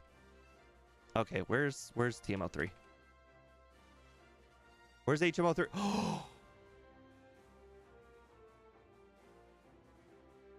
Oh, I fucked up. I ruined this whole run. My bag was full. Oh, I do? I do have it? Oh, thank God. Please, please. Okay. Regardless, we needed to go on a selling trip anyways. Oh, there it is. I see it. I see it. Okay. All right. This is the last vitamin run. Look at the bottom left-hand corner. That's how many vitamins we can buy. Let's see. Let's go ahead and take the 5 irons. Okay, that's all we need for that. Let's grab the protein. 2 proteins. 2 proteins, 5 iron.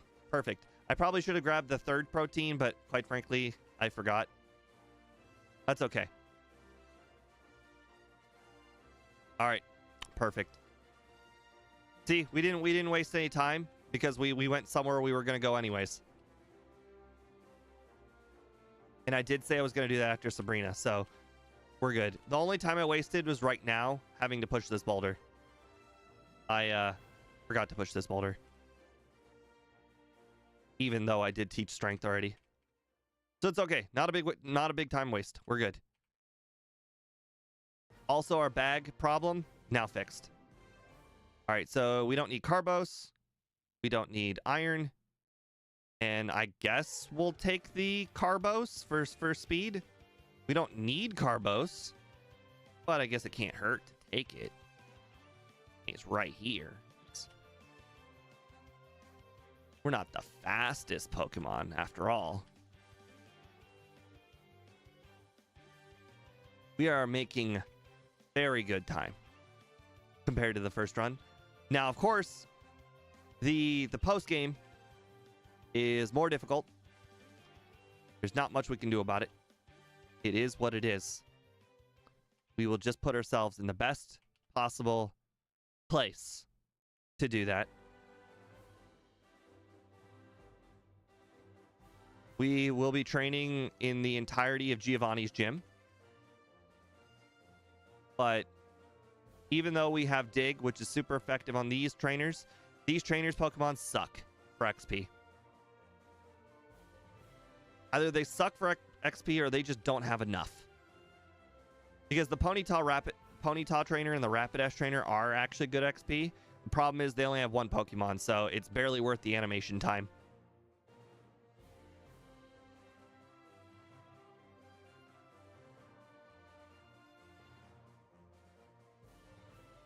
How nice of you to use all those agilities and allow me to sweep you without ever needing to get hit. Yes, if the Ponyta and the Rapidash trainer were fused into one trainer, I would definitely fight that trainer. Problem is, if they were fused, they'd make them a lower level.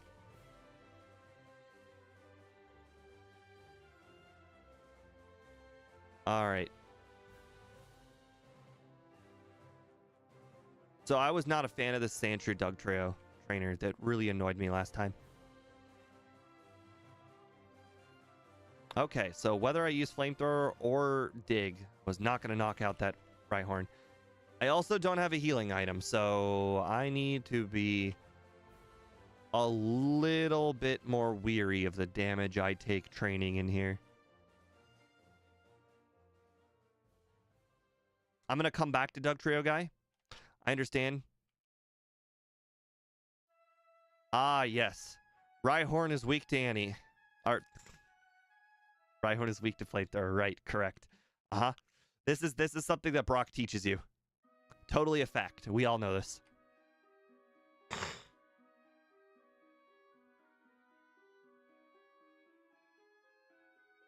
Brock is really adamant when he tells you.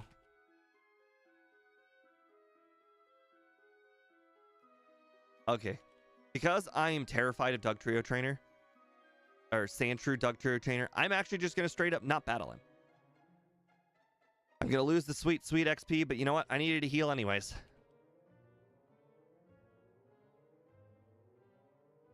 All right, last time I think I needed to be 53 or 55 for the Rival 6 battle.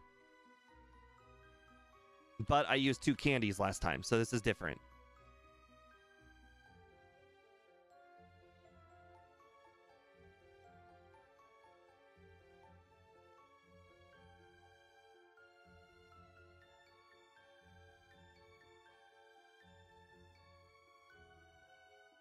Hey, you happy, Annie?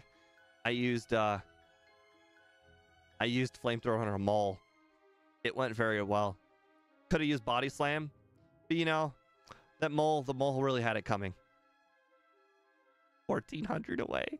I mean, I'm not gonna rare candy for 1400. I might as well just set on Rhyhorn, or just set up on Rhyhorn. Although to be fair, I think I can set up on either Growlithe or Rhyhorn. So I think we'll be fine. We just have to like not get sand attacked.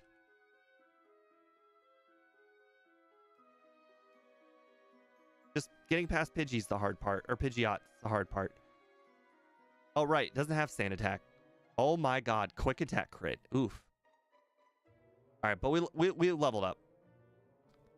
All right. Swords Dance, Swords Dance, Swords Dance. All right, well, we have 169 speed. Last time we got a reset because of a crit.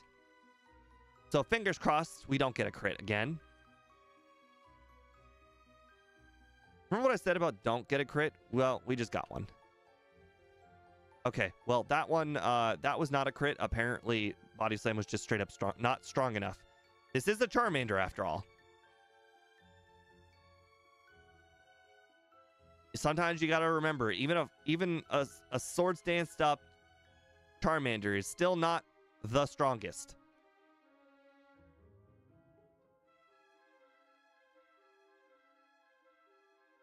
That is true. Blastoise does have good defense.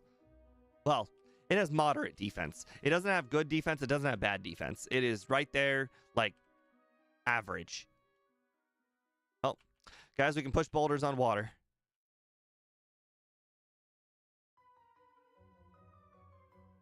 Yes, it has been a while since we had a 1 HP victory, but to be fair, that was more of a bad move choice. I should have used Dig. That's on me.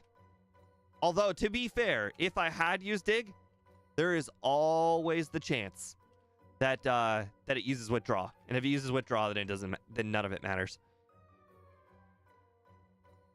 All right, I will make sure to get the rare candies this time. I will try and get to 55 this time before we start the league. All right, I don't have a good move against that guy. I also don't have a good move against this fighting guy either, but I will battle the fighting guy because I think with one Swords Dance I'll be fine.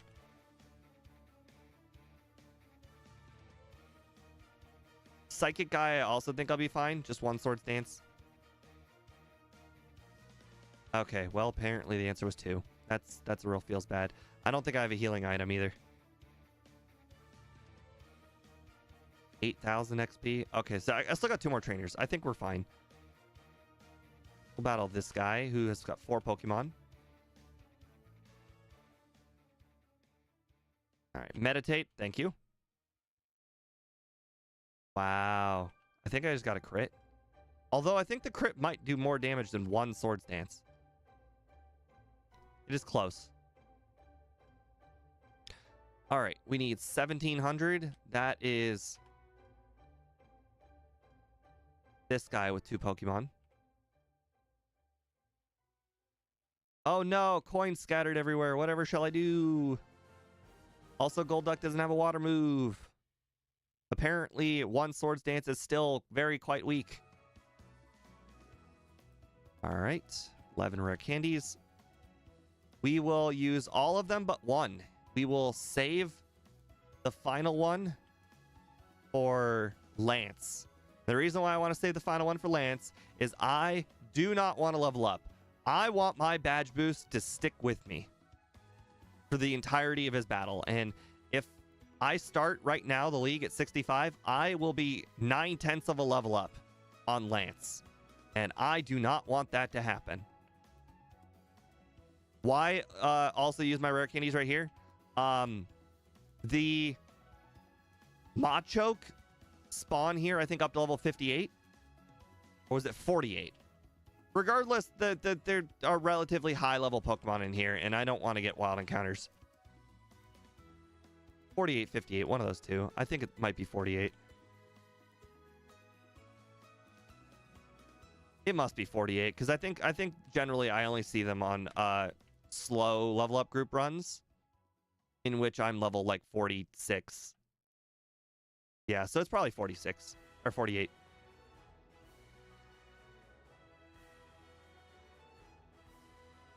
All right, no Mimic. Got Rest. So our grand scheme strat will work. Save. All right, guys, but we do only have 9 minutes to win. Or sorry, 10 minutes to win. This strat does take more training.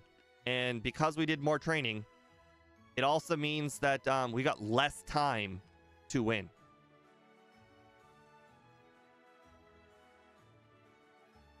Nice, but we one-shot Cloyster. They're much, much higher level.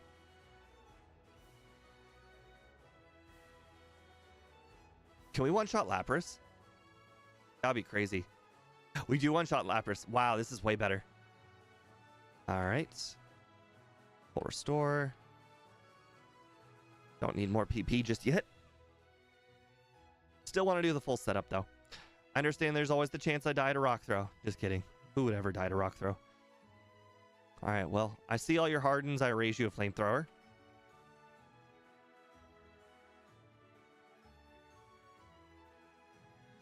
Oh, you miss. High jump kick. Nice. Oh, no. Onyx lived. Oh, my master plan is ruined. All right, so for anyone I mentioned on Gym Leader Matt's video, he said to use one Swords Dance here. And the reason is to outspeed, or sorry, one-shot the rest of his team. But I feel like at level 66, I should one-shot his whole team anyways. Outside of the Golbat. Yep. I'm just a much higher level. See, the thing is, Gym Leader Matt, he used his rare candies on Lance instead of Lorelei like I did. So he had done this at a much lower level. And probably because he wanted to be one level higher, which, as I mentioned, very smart thing to do. Wow. Wow. Hitting myself twice. Well, poison, toxic poison, real bad. All right, so teach rest over dig. Elixir. Full restore. All right, so we have to get a Hydro Pump miss in one of these attempts. It just has to happen. Swords Dance. Hydro Pump hit. Okay. I got a crit, but the Hydro Pump miss bailed me out. Rest.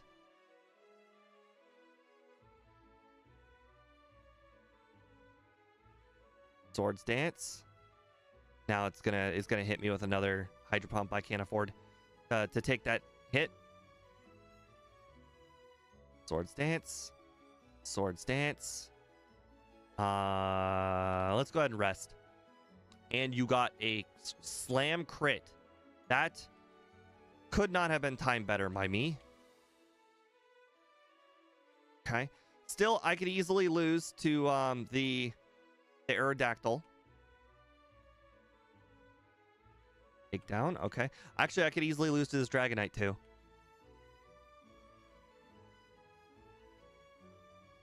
Oh, first try Lance.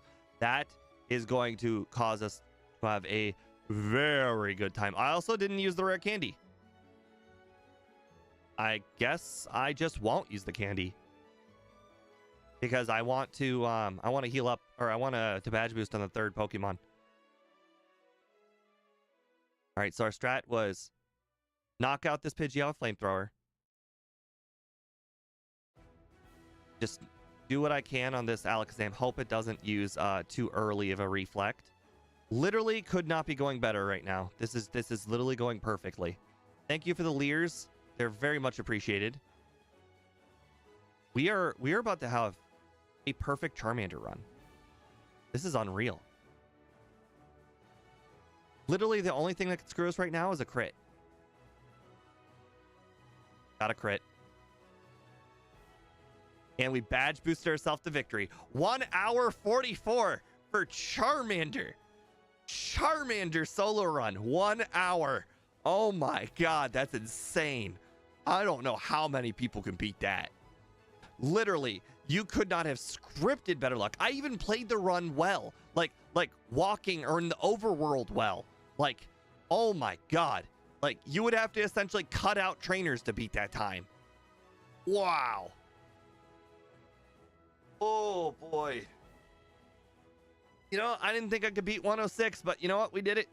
We absolutely did it. And 30% of you guys were crazy, and 30% of you were right. But you know what? It made all of the resetting the bad runs worth it. All right, so let's see where this puts us in the leaderboard. 1 hour with 404. 1 hour. That puts us at Machamp Muck with 404. All right, so it puts us right after Seadra. Oh my god, guys. We beat Moltres. Moltres. And Dragonite. I don't know how many people you could have told that Charmander could beat Moltres and Dragonite. And don't get me wrong, Moltres and Dragonite both had resets. We had 0 resets. But wow. If anybody said that the top end time of Charmander could beat a mid-tier or low-tier time of Dragonite or Moltres, I would not have believed you. But it just happened. I have video proof. Wow. I am so impressed. I don't know how many people are going to beat that time. That is a very solid time. We got four hours and something game time. Gym leader Matt did beat that though. But he did play at 3 times speed. So not really sure how that compares, but that was so good. I don't know how I could possibly beat that. But anyways, thank you guys for joining in today's run. I appreciate it very much. Tomorrow we are going to be playing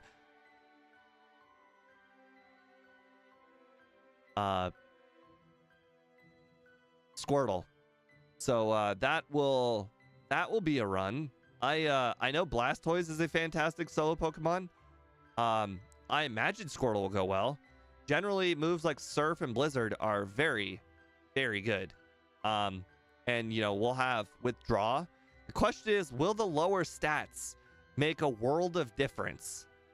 I imagine they won't. Because, I mean, like, the big roadblock here for Charmander was Hydro Pump as, like, a first move on a first member of a Pokemon's team. Like, that's unavoidable. You can't set up to you know, go over that problem. But with a Pokemon that's a water type, there are no like grass Pokemon that can one-shot you other than Victory Bell, which you can actively avoid by making it the 7th gym. Or yeah, 7th gym. Whereas that just makes it Surge and Erica you can put off. I would not put off Surge. I think with Surge you just kind of have to go for it. You might beat him, you might not. It happens. If he wins, he wins. But it's one of those battles where Surge is also very dumb. He will most likely use Thunder Shock or X Speed. He won't use the other moves though. So you got like a 1 in 3 chance of him using the strongest move he has. Whereas, you know, he could use an X Speed. He can use a Thunder Shock. You will live both of those just fine. I don't remember if Blastoise learns Dig, but I think it does. So if it does learn Dig, that'll be very solid. I think if it learns Dig, I think Blastoise Squirtle will be very good. If it doesn't learn Dig, I think we might actually just have to put off Surge. Surge, I don't generally put off Surge, but for very rare circumstances, I will put off Surge. And it will make perfect sense to put off Surge because with water moves like Bubble Beam, I can pretty much handle everything everything after Surge. We do have Dig. Great, Annie. That's fantastic. That means I just have to survive a Thunderbolt or just him not using Thunderbolt. If he uses Thunder Shock or X Speed, I think we're good. Yeah, so I'm looking forward to it. I think it will put up a better time than Charmander. If I were to guess, I would actually say that it would probably put up like a 57, maybe a 58. I don't think it could beat Starmie, but you know, you never know. Medium slow. Holy crap! Look at that Charizard time. That's also with 0 resets. That's how long ago I played Charizard. We only saved 5 minutes by playing with Charizard. That's crazy. Oh man, that's what's really fun about these runs. Like, imagine if I were to complete all of these first stage Pokemon, find out that some of them are really, really high rank. You're like, okay, well now, I mean, you can't have an embarrassing time for Charizard like 55. You got to redo it, you know? So I mean, I feel like the content just churns itself out, but you got to lay the groundwork for the future runs. Speed just loves to re-rank his runs over and over. He doesn't get to all the Pokemon. Look, I got 95 runs here. And then when I'm done with all 103 30, whatever, because I'm not doing middle evolutions, then I have reruns.